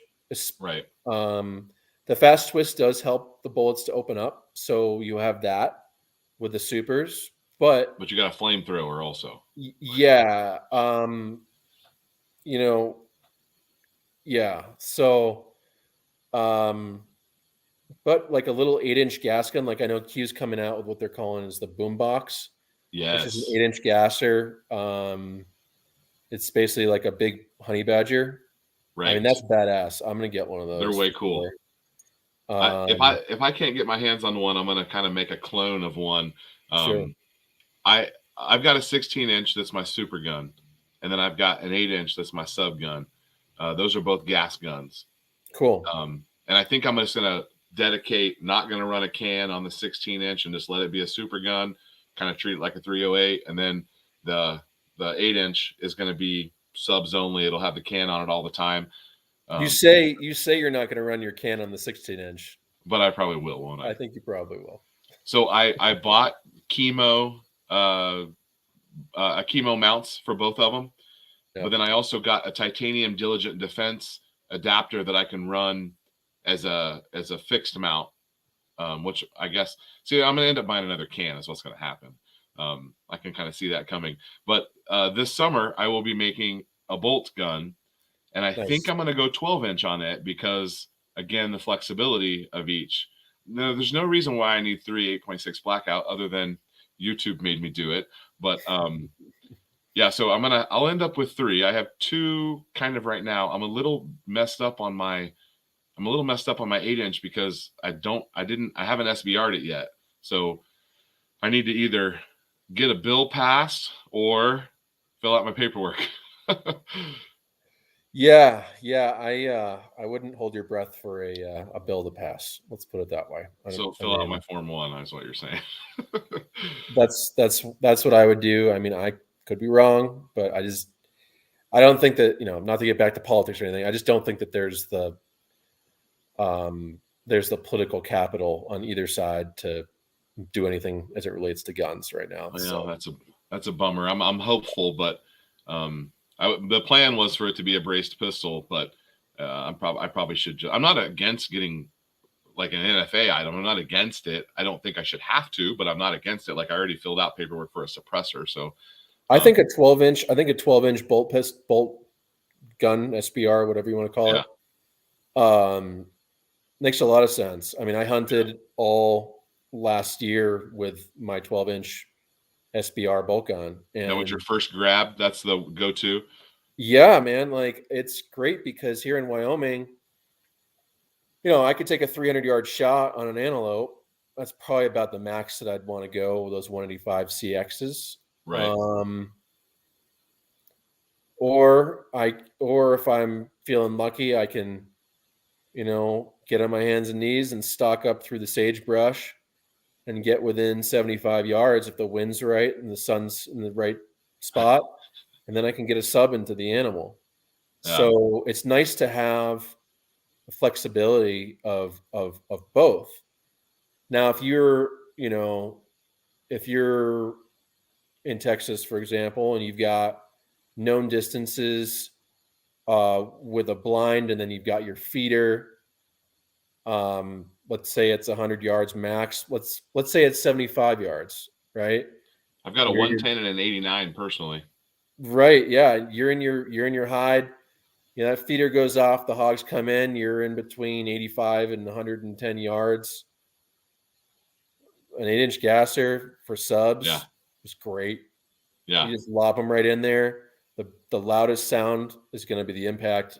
I mean, well, if you had a bolt gun, it'd be the impact of the bullet. The gas gun's a little bit louder, but loudest sound will be the impact of the bullet in hitting the animal. And it's not like, it's not like the supers are that much louder with a good silencer. I mean, they're louder, but I mean, it's still like so much quieter than unsuppressed, anything unsuppressed. So, yeah, I mean, and the 16-inch gas gun, I guess you could say, I would say that would be a good gun for extending the range of supers. Yeah. That way, the longer barrel, you can get more velocity. So if you wanted to set up, let's say you're out and you're maybe in a new field for hog hunting, not known distances. Right. That way you get a little bit of a better trajectory. You get the bullets going a little bit faster out of the 16-inch.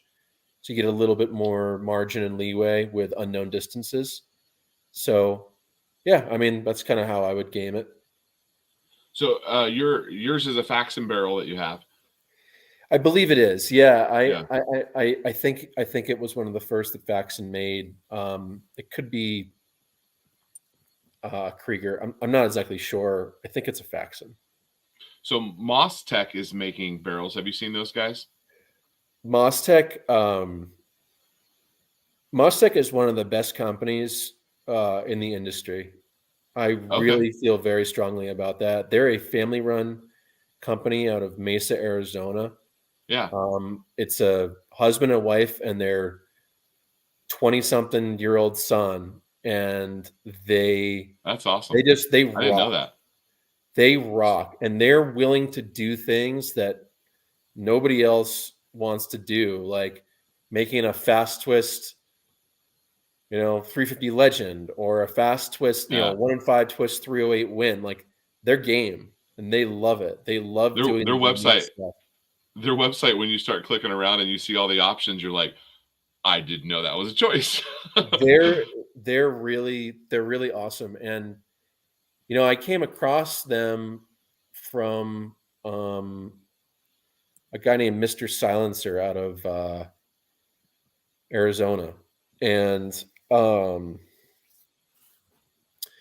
he's just like, oh, there's this little barrel company that makes these one-off barrels. They can make whatever you want. I was like, whoa, that's cool, because this is back when there were only one or two companies doing 1-in-5 twists. It was basically SIG and Q. And I was trying to get, like, our projectiles perform noticeably better with the faster twists. So naturally, I wanted to try to encourage more people to adopt faster twists, because, with subsonic, you've got a speed limit. So you got to do everything you can to make it effective. So I reached out to Mostech and I was like, hey guys, and Mikkel is the wife, Aaron is the husband, and Gabe is the son.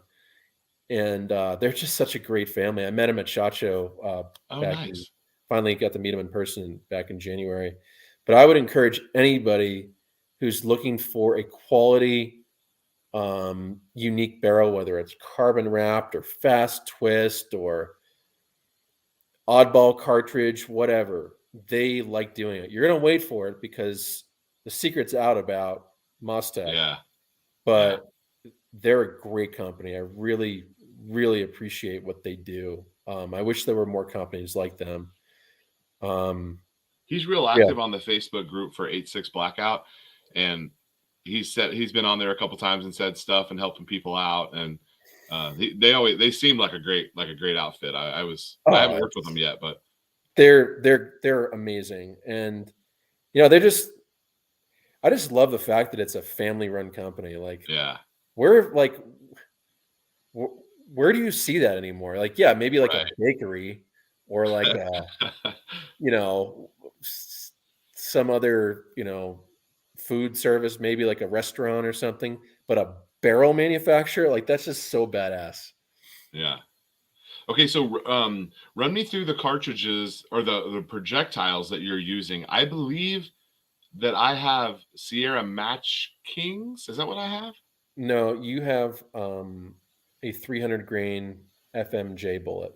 That a 300 grain FMJ. Okay, that's what it is. And that bullet was made by Mead Industries out of Wood River, Nebraska. They're actually just south of Hornady in Nebraska. And those are bullets that are basically developed for 338 Lapua. And we got a bunch of them, and that's what we decided to load with. We tried to get Sierra Match Kings at the time, but they did not exist. We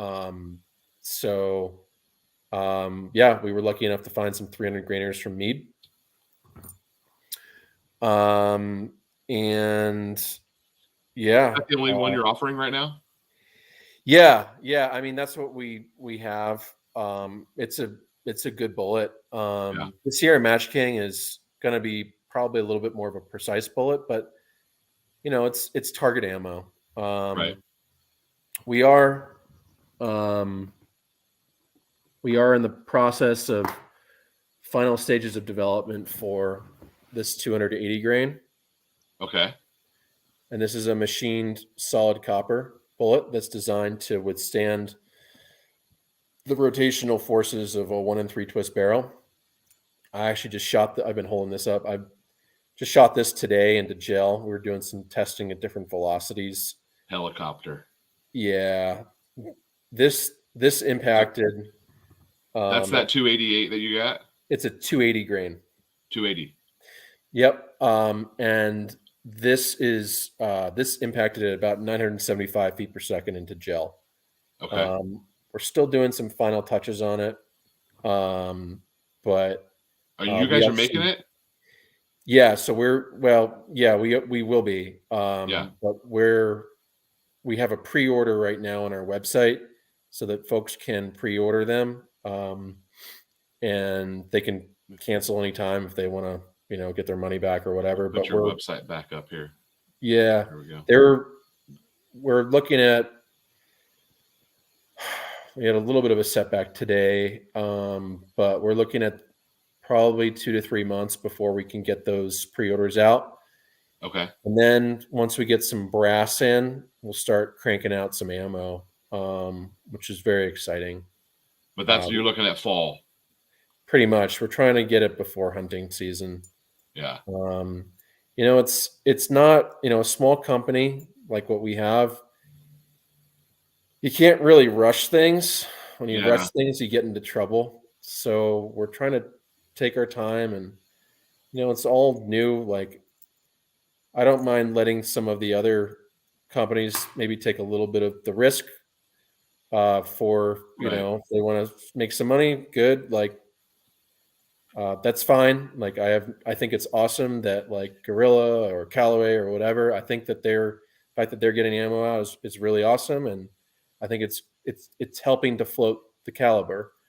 Right. We're taking a little bit more of a long term. We need it. Right. We need it long term. We just take a little bit more of a conservative approach. So your average order that goes out is 300 Blackout. 300 Blackout is our bread and butter. Yeah. We've been making it since 2016. Okay. We have a target round that's 190 grain that uses a Sierra Match King. Okay. And it's an exceptional cartridge, and it's a little bit smaller than a 220 grain, which is what was the OG target bullet for 300 Blackout. Yeah. Dirty little secret there is that it's really the 220. They used the 220 because they didn't have an expander or anything that would really deform back in the day. So they were just thinking, well, we might as well get the biggest bullet, even if it's not big mushroom going. Yeah. Well, it's not going to mushroom. That's the thing. The Sierra Match Kings at subsonic velocity, they're not going to deform. I guess you're right. Yeah, they just are a hole puncher. Yeah, I mean, the analogy I use, it's like a knitting needle through yarn. I mean, yeah, you might get some jacket separation if you hit bone, but unless you're hitting hard tissue, that bullet is staying the same exact shape as it came out of the barrel. So the 190, it's a little bit smaller, but we found it's just a more stable bullet out of a variety of barrels and velocities, just because it's shorter. And with a target bullet, like, who cares about 40 foot-pounds of energy? Like, it doesn't matter. Yeah. And then we also have a 188 grain, which is based on the design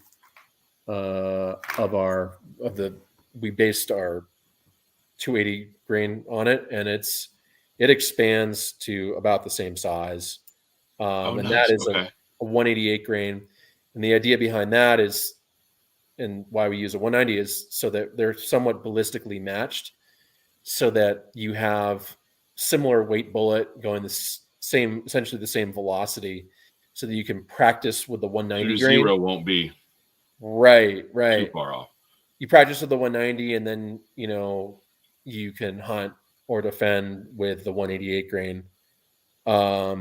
And it's a good way to not have to waste the hunting ammo. We cut our teeth with 300 Blackout. It's what we're known for. I mean, we're also known for 8.6 and our development with it and being involved with it for so long. But the 300 Blackout, I mean, like, for every one 8.6 rifle there's probably 300 blackouts out, 300 blackout rifles out there. So, we have to be able to satisfy that market. So we're never going to stop making 300 blackout. Never stop making 300. I don't have a 300 blackout. I'm gonna have to make one. Like it's on my list. Well, Faxon, your new sponsor, has some kick-ass 1 in 5 twist barrels, which I've heard they asked me for my wish list. They asked me for my wish list, and that was on there. So we'll see. We'll see what happens. I haven't got anything from them yet. They make a 6-inch and I believe a 7.5-inch. I think I would love to do a 6-inch, but again, SBR probs. I guess I just need to get I need to get a lower going so that I can just swap uppers on it. Or you can become a home base FFL. See, will they let you do that as a non-brick and mortar? Yeah. I don't know. Maybe I need to look into that. The one of the problems you just have to be okay. You just have to be okay with anybody walking into your house looking at guns, which is not great. But so one problem I have is I'm a builder, right? I've never bought an AR-15. All of mine I made, and beyond that, I'm also a big 80% guy. So none of my stuff has serial numbers. So that doesn't mix with the FFL, and it's also one of my problems for getting the SBR done is I got to get serialized. I got to get one of mine serialized or go buy one with a serial number on it. Again, I'm not against serial numbers. Like I just, it's really easy to just order it and then I just make it. Like that's what I've been doing for 5 or 7 years now. Okay, so let's fast forward 5 years. Ooh, I like this question. Okay. Let's fast forward 5 years. What do you see in the 8.6 blackout? What potential offerings would you see a small ammo manufacturer like yourself? Is there a 350 grainer? That might be a separate question, but let's just fast forward 5-6 years here. We got Sammy. We're all high-fived each other 4 years ago. We got Sammy now, and we're shooting 8.6 blackout. What are we shooting?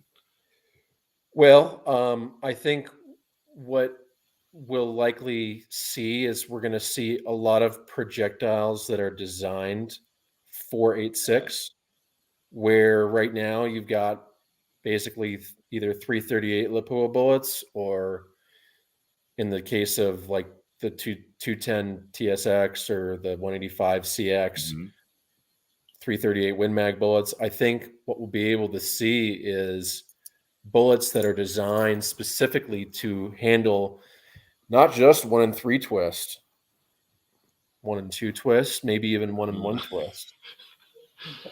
So that's where my head's at. That's where my head's at. And I think that and I'll use the phrase unlocking that realm really hasn't been done before. I mean, everybody's been chasing the linear kinetic energy. Not a lot of people have been, well, really nobody has been looking at the potential of when you spin the bullet faster and you increase that rotational kinetic energy. And I think that there's a lot there that can be exploited, but it's not going to be able to be fully exploited unless you make a bullet specifically to accommodate that rotational kinetic energy. Okay. I want to go to the 350 makers from Maker Bullets here in a second, but you just reminded me of something. Can I be a naysayer for a second? Because you know what my comment section looks like. There is not, that I'm aware of, a numbers mathematical way to prove that fast twist does anything. Again, I'm condensing all the comments that I got and I'm throwing it at you into one statement. There's been people who have tried to figure this out with a formula. I have a guy in my family who's an engineer. I've thrown it at him. I have a calculator. DiscreetBallisticsCalculator.com. Okay. DiscreetBallisticsCalculator.com. I don't think I have a moderator here, but. And what that allows you to do is measure not just your linear kinetic energy, which is just a normal like energy calculator, but it also allows you to measure the rotational kinetic energy. So it doesn't, that in itself doesn't prove that the twist creates more damage. But what it does give you is some actual hard numbers on what type of energy the bullet has before it impacts terminally, right? So because spin is torque, though, right? well, it's like rotational energy is inertia. torque. So yeah. So if you have a bullet that looks like this, and it's spinning fast, and it has energy that's spinning it fast, then it's going to be able to cut more as it's going linearly through the target. So what is damage? Like, how does one define damage as it relates to terminal ballistics? Well, in my book, it's not about hydrostatic shock or even the temporary wound cavity. It's about the permanent wound cavity. It's about how is the bullet interacting with the animal, and what are you trying to do with that bullet? And basically, you're trying to make the animal bleed. So what you're trying to do is get the bullet expanded, and then create enough cutting that it can keep going. That it can keep going, and that it can slice the lungs, or even better, the heart. Because if you shut the pump down, you shut the animal down. Yeah. We recently did, so it's a great question, because how do you quantify that? Right. That's what's hard. How do you quantify that? And this is what I do, right? It's something that I stay up at night looking at my ceiling fan, ironically enough. Right? That's a great. I'm looking at my ceiling fan, thinking about how am I going to quantify this? Shooting gel. Sure. What I could do is I could shoot gel. I've got a number of gel blocks that one of these are in. It's gone 20 inches through the gel block. I can measure the displacement of the wound, the permanent wound track, and I can get a measurement there. Great. Does that correlate to an animal? Right. No. So 3 weeks, I'm getting riled up here because Let's go. I love this. I love this stuff. 3 weeks ago, I went down to St. Cloud, Florida, and I have a customer down there he understands subsonic hunting. He's been doing it for decades, and the guy is not on Instagram. He's not on Facebook. He'll watch YouTube videos, whatever, but he has no online presence. And it just makes me wonder how many guys there are out there like this. Right, exactly. There's at least a dozen. This guy's cool. He helped arrange a live tissue testing event. I guess not the right word, but basically a closed event where I had some customers down there, and essentially what we did is we took some hogs, we tied them, we tethered them, and we were very dialed in with our loads and our accuracy, and we shot the hogs in the vitals.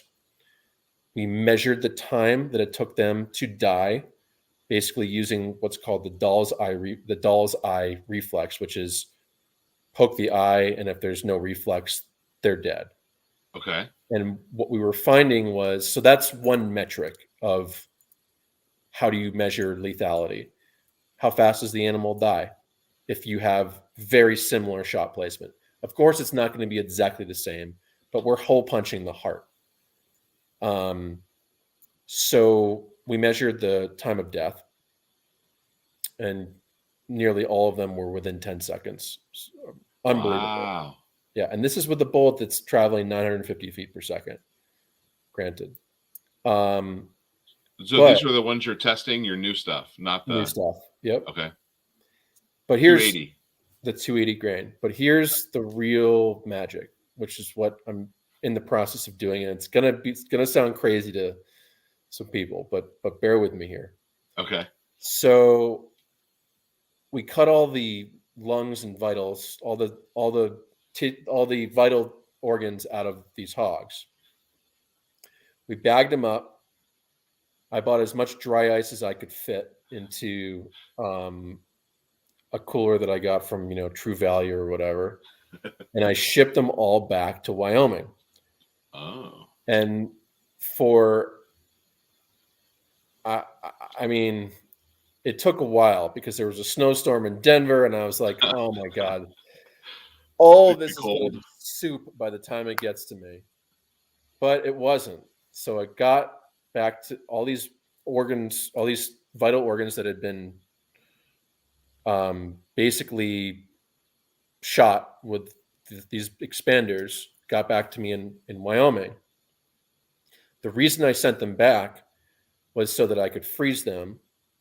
And my plan is, and I just talking with my dentist, is to CT scan the hearts and lungs, the frozen hearts and lungs. And what we'll be able to do, and this is the thought at least, what we'll be able to do is we'll be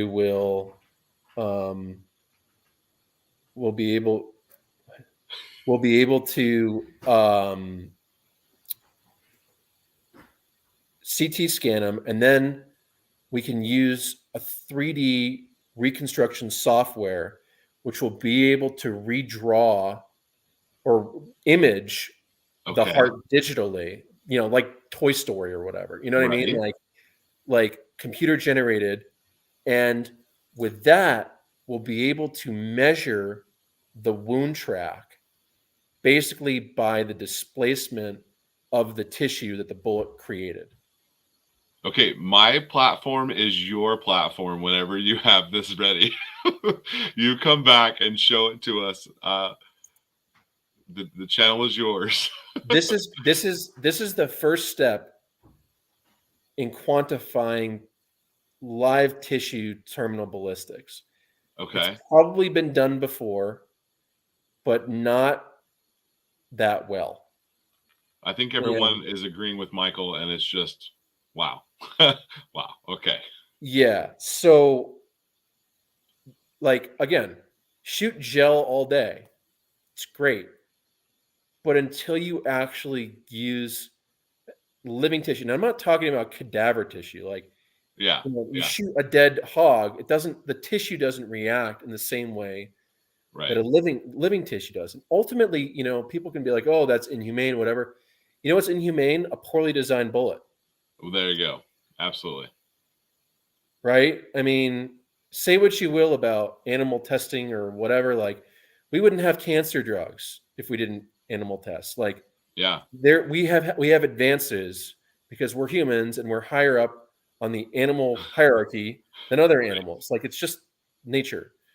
That's going down a whole other rabbit hole. But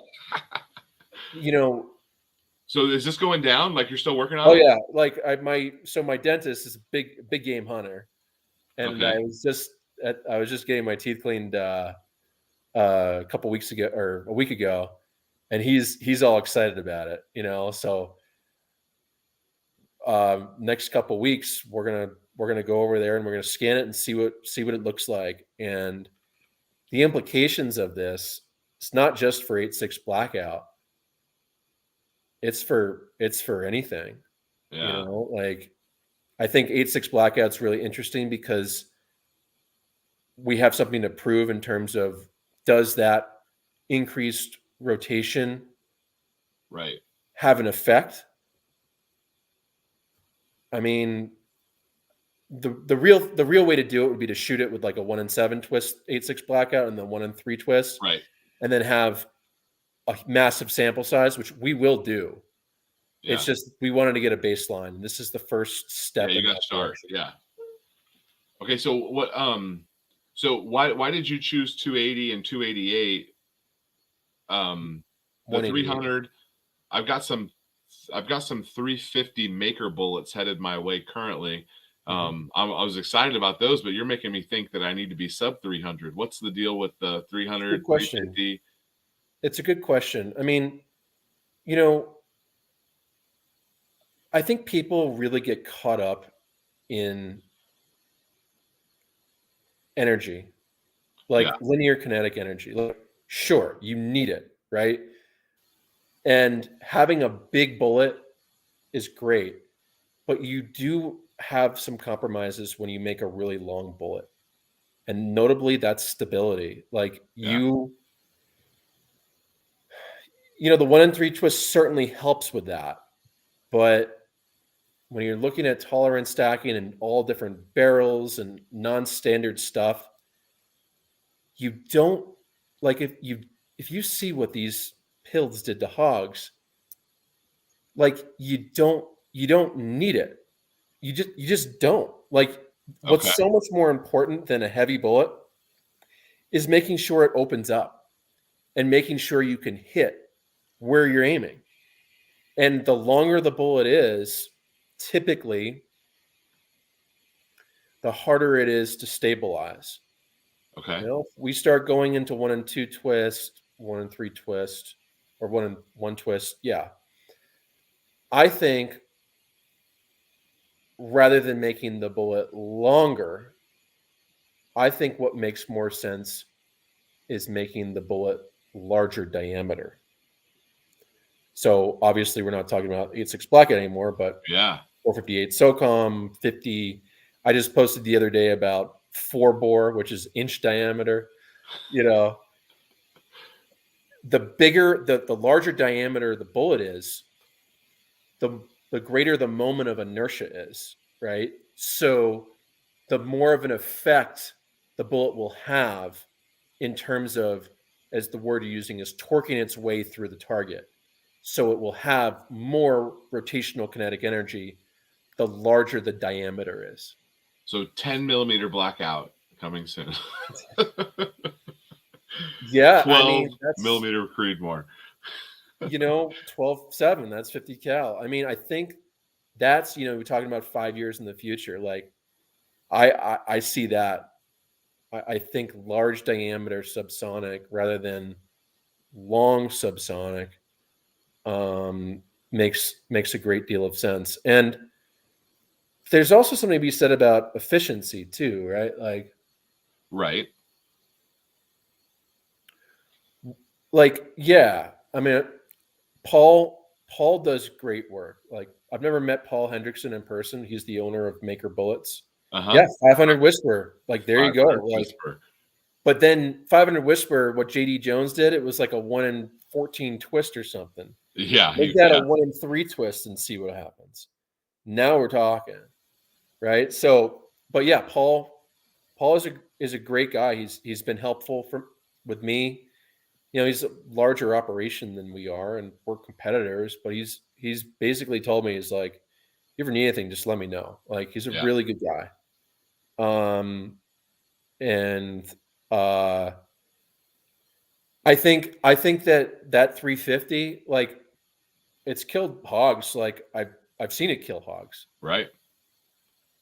but I just don't know why it has to be so long. Like, I don't know. I think people get caught up in that I mean, size matters. linear energy, Right. and you don't really need that. And yes, you might be able to claim more foot-pounds of energy, sure, Right. but at what cost? They're a little fidgety too with the powders. Yeah. Yeah. I double charged a subsonic. I don't know if you heard about that, but Oh, I've done that. It sucks. yeah, and Faxon was super nice. They sent us a new barrel. The problem is that it wasn't my gun. I made a reload for a buddy, a subscriber actually, and I blew up his gun.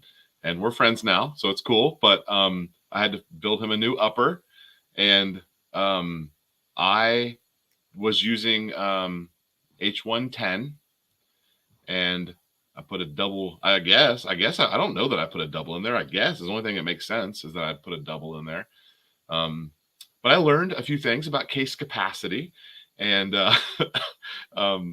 tried to get some like just understanding about like what actually happened, because some people thought that like maybe I had a bridge load where it flashed across the top of the powder because it was laying down in there, that caused a pressure spike.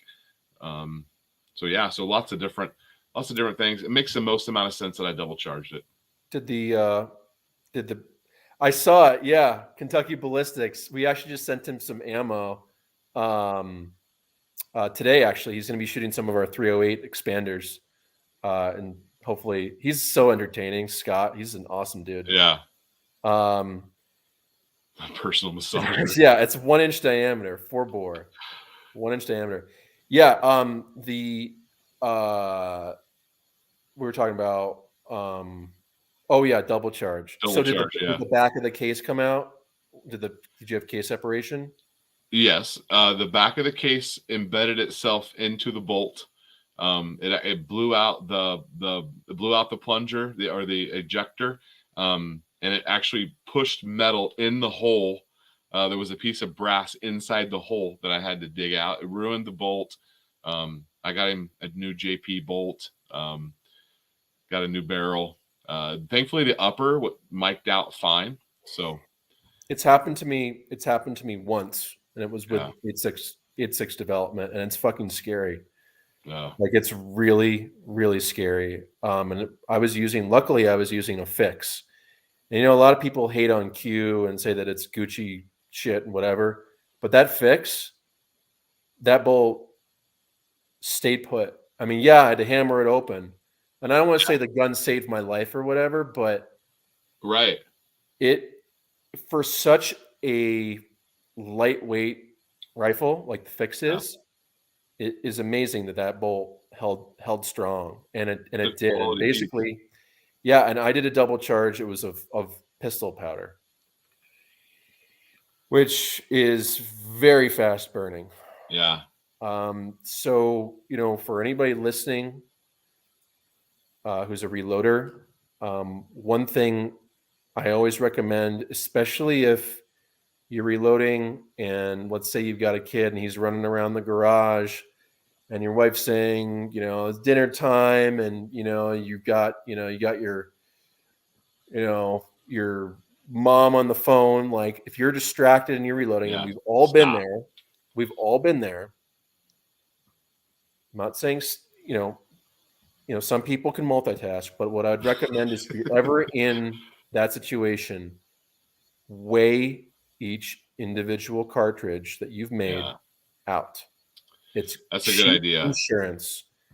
It's cheap insurance, because if you have a double charge in there, you'll see it. You'll see it. Yeah, I'll be doing that now. I have not reloaded 8.6 Blackout since that happened. It scared the crap out of me. Yeah. I'm using a Dillon progressive loader, and so it's a possibility. I'm gonna order myself a powder alarm. Do you have a powder alarm on it? Like a case fill sensor? Yeah. No, because I'm running a crimp in my 4th station. Well, I mean, you don't need it. I would just say, weigh them out. It's only got 4 stations because it's a 550. If I had the 7 station one, but I think I'm gonna get an Area 419 this summer and maybe slow down a little bit with my reloading. That thing's great for banging out 9mm. Like, I can make a crap ton of 9mm real quick. Yeah, single stage press is great because it you kind of lose you lose track of time a little bit when you're doing it. You're focused in on it, and you got your process. Yeah. And oh, cool. Yeah, 7.62 by 39 subs. Those are cool. Yeah. Yeah, a lot of people have asked for the 7.62 by 39.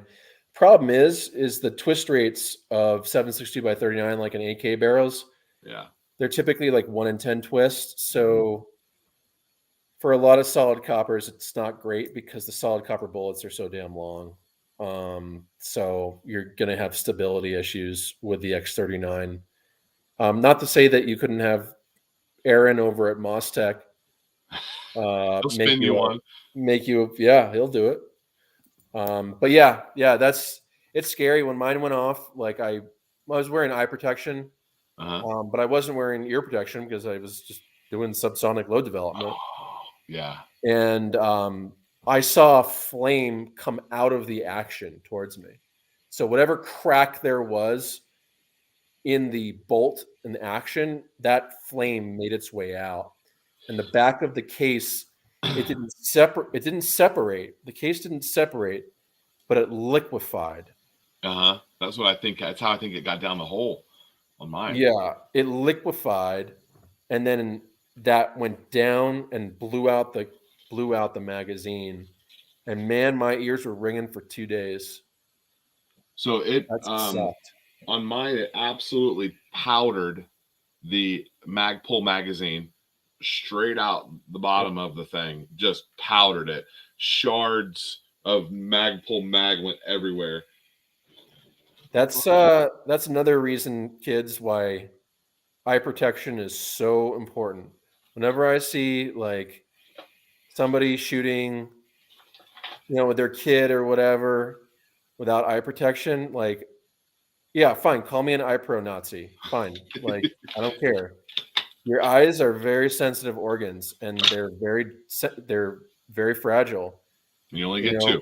Yeah, I mean, seriously, like, man, ear pro is one thing if you're shooting a silencer, but eye pro is just, and yeah, like if you're hunting, like whatever, and it's foggy, like, yeah, but if you're out in the range, like, just wear it. It's you just have to. Right. Yeah. Well, the I hope that I've learned my lesson. I don't I'm not going to reload for anybody else ever again. I'm only going to shoot my loads in my gun now. But it was one of those things where it's like I wanted to know why, and I still don't really know why.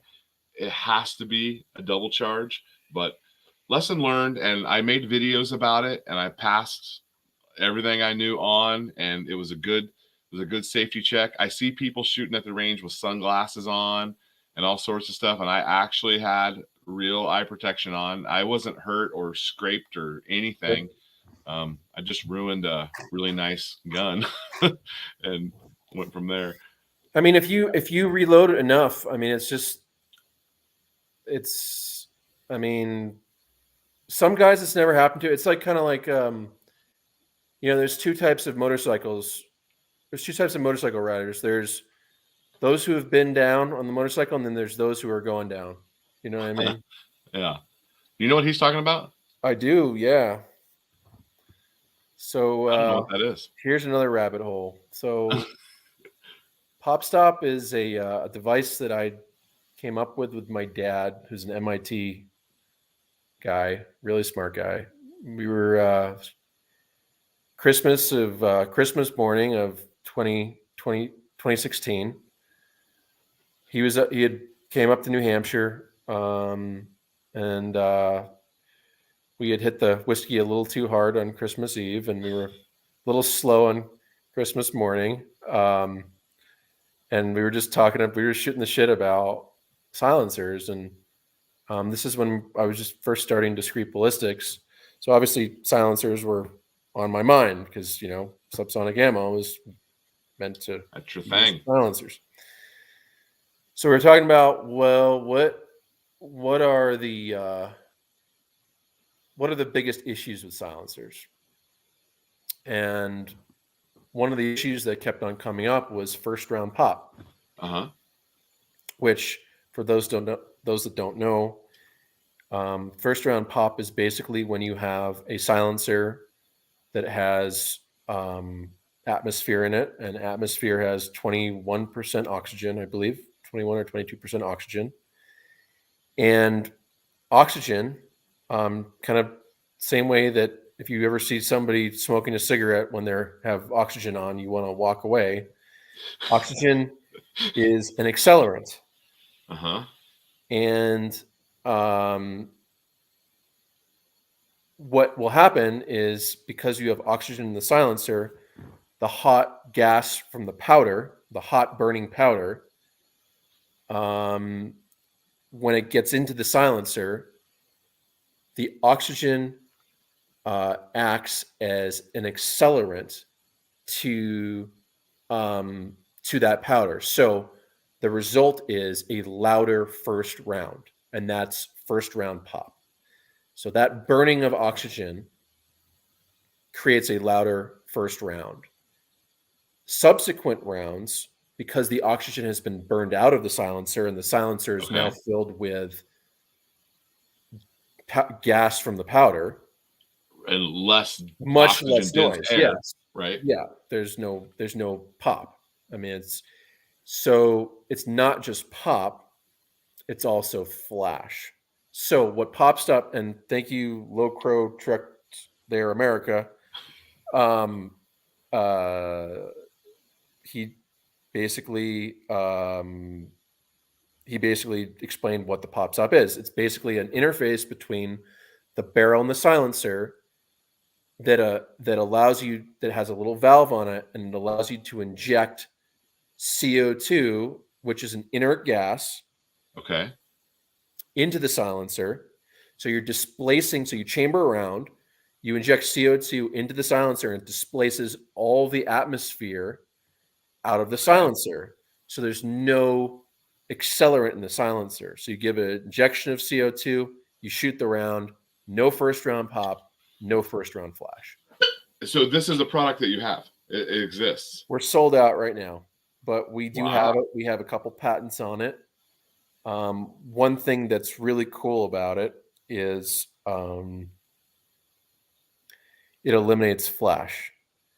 And if let's say you're a sniper in the military, and you want to maintain cover and concealment, right, in a low light situation, eliminating flash is a big deal. Right. Okay. That's awesome. So how much time? So let's say you make a shot and your first pop happens, but the air in there is good. How much time between the first pop before it resets? It's a good question. So it really depends on how you're positioning the muzzle. If you're depressing the muzzle, you allow for the CO2 to fall out because it's heavier than the atmosphere. So it will fall out of the silencer. But if you keep it level, you can have about a minute or two before it will fill back up. If there's wind that's blowing towards the muzzle, that can help to displace some of the CO2. There's environmental factors which come into play. What you can do if you just have one shot is, sounds a little crude, but you can put a condom on the silencer or tape. You give it a CO2 injection, you have the breech open, you let everything flow out, seal the chamber, and I've tested that for months and it's still effective. You have a tight seal. Yeah. And we've done variations for some folks where, we have the system integrated into the rifle, which is really cool. That's awesome. You press a little CO2 cartridge and injects it into the silencer. And that way, because it's like right in the rifle, you have about 20 shots with a typical CO2 cartridge. Okay. So if you're a shooter and, let's say you wait 5 minutes and you're not sure, let's say there's a wind coming towards you. Yeah. You're not sure just give it another injection. Did he find this on your website? Is that where he found that? It's not something that we advertise a lot just because of some folks that you maybe just got Googled. He maybe Googled you or something. Yeah, it's something that we do and something that we have intellectual property on. And it all goes back to just shooting quietly. Man, you're like, you take that very seriously. That's fantastic. I love it. And a lot of times thank you. And a lot of times with shorter barrels, shorter barrels have a lot more flash. So what can happen is you can have a much more pronounced first round pop with shorter barrels. So it kind of ties into the 300 blackout thing, because a lot of 300 blackouts tiny are shorter barrels. So have you tried other gases? He's got some ideas here for you. Helium or? Yeah, I mean, there's argon, there's nitrogen, there's helium. There's a lot of different inert gases. We just like the CO2 cartridges because you can get them at Walmart. Right. Yeah.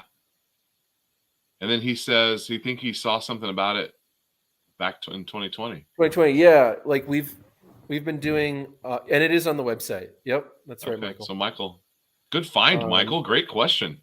Yeah, it's. I just like doing cool shit. What can I say? That's cool, man. I've been on your website dozens of times. I never saw that. I guess I just clicked on 8.6 Blackout, and we need to revamp the website a little bit. It's a little busy. So yeah, it's on the list. Yeah, I have that on my list as well. All right, well, that might be a good spot to end right there. Sure. Anything else you want to tell us about? Yeah, we're a small business here in Sundance, Wyoming. We specialize in. Well, if you've been listening to this, you know what we specialize in. We like to make quiet things that kill things, and we do it really well. So if that's what you're into, we'd love to get an order in from you. We pride ourselves on customer service. I honestly probably spend too much time talking to customers because I just enjoy it. Right. Yeah. We end up talking just the way we're talking right now. Like I'll have 2-hour-long conversations and my email gets filled up and I've got, all this other stuff, but I love talking to customers. It's what I'm passionate about. We take care of our customers. And would love to get an order in from anybody who's listening. If anybody knows anybody who is into 300 Blackout, we make the most effective 300 Blackout hands down. That's what we do. 8.6 Blackout's coming. We want to do a pre-order for those 280 grains that I was showing. Yeah. Love to get that in from you guys. So like September, October. Yeah, we're pushing for prior to hunting season. Pre-hunting season. Okay. That's what we're pushing for. Just got to get enough in. You can get scoped in and then go on your hunt. Yeah. I mean, it's what I can tell you from that live tissue testing, man, it puts the smack down. I mean, there's a lot of pictures I can't post on Instagram just because they're, I don't want to risk getting they're a bit off. much. So yeah, you got your backup account already up and going? I have, yes, I do have a backup account. And give us a follow. If you guys want to learn more about us, it's a good point. Like Instagram, as much as social media is like destroying society, as we were discussing. It's pretty much cancer, digital cancer. It is it's how we're able to show what we're doing as a company. Yeah. And interact. I like to have fun with it. I don't try to take things too seriously. Check it out. You'll learn a lot about Discreet Ballistics and what we do. And if you ever have any questions about subsonic or anything related to firearms, feel free to give me a call. Leave a voicemail, send me an email. I'm more than happy to help. Okay, fantastic, man. Good stuff. Please holler. I'll stay in touch with you, but holler at me if you want to share some data with this and get it on YouTube and whatever with this CT scan stuff. That is fascinating to me. I would love to show that off and help you get the word out. That'd be really cool. Yeah, I mean, it's almost like can be almost like a new standard in terms of measuring terminal effectiveness. So you guys heard it here. You guys heard it here first. I haven't really been public about it, but I figured since it's, why not get people excited about it? Yeah. So, all right, that's great. So there's I don't my fantastic moderator is MC, and he is not here tonight. So he's usually leaving links and everything. If you're watching this on replay, I'm gonna have all of Discreet stuff in the description. I might even pin a comment or whatever, so you guys can go to their website. You guys don't sell firearms, so I can link your website on YouTube, I believe. That is correct. Yep, we do Okay. not sell firearms. So I believe I can leave links to your stuff. If they get mad about that, it might be in my link tree. I might see if I can make a link for you in my link tree so people can find it. But it's just discreetballistics.com. It's there on the screen. You can just punch it in and go get some good stuff. All right. Well, I'm gonna see about. I might just get a pre-order going with you so I can get it and test it. I test appreciate it. Thank you. Yeah. This is a lot of fun. You know, when did we start this? How long have we been? Well, the sad part is that in my mind, I always think we can do this in like an hour and a half. But Oh yeah, usually, man, time flies when you're having fun. We've been usually doing end this up, for almost 2.5 hours. yeah. That's awesome. Holy cow! All right. Well, I appreciate you coming on. We'll say goodbye to everyone here. If you want to hang out 1 second, I'll end the stream. Thank you guys for watching, and we'll see you next time.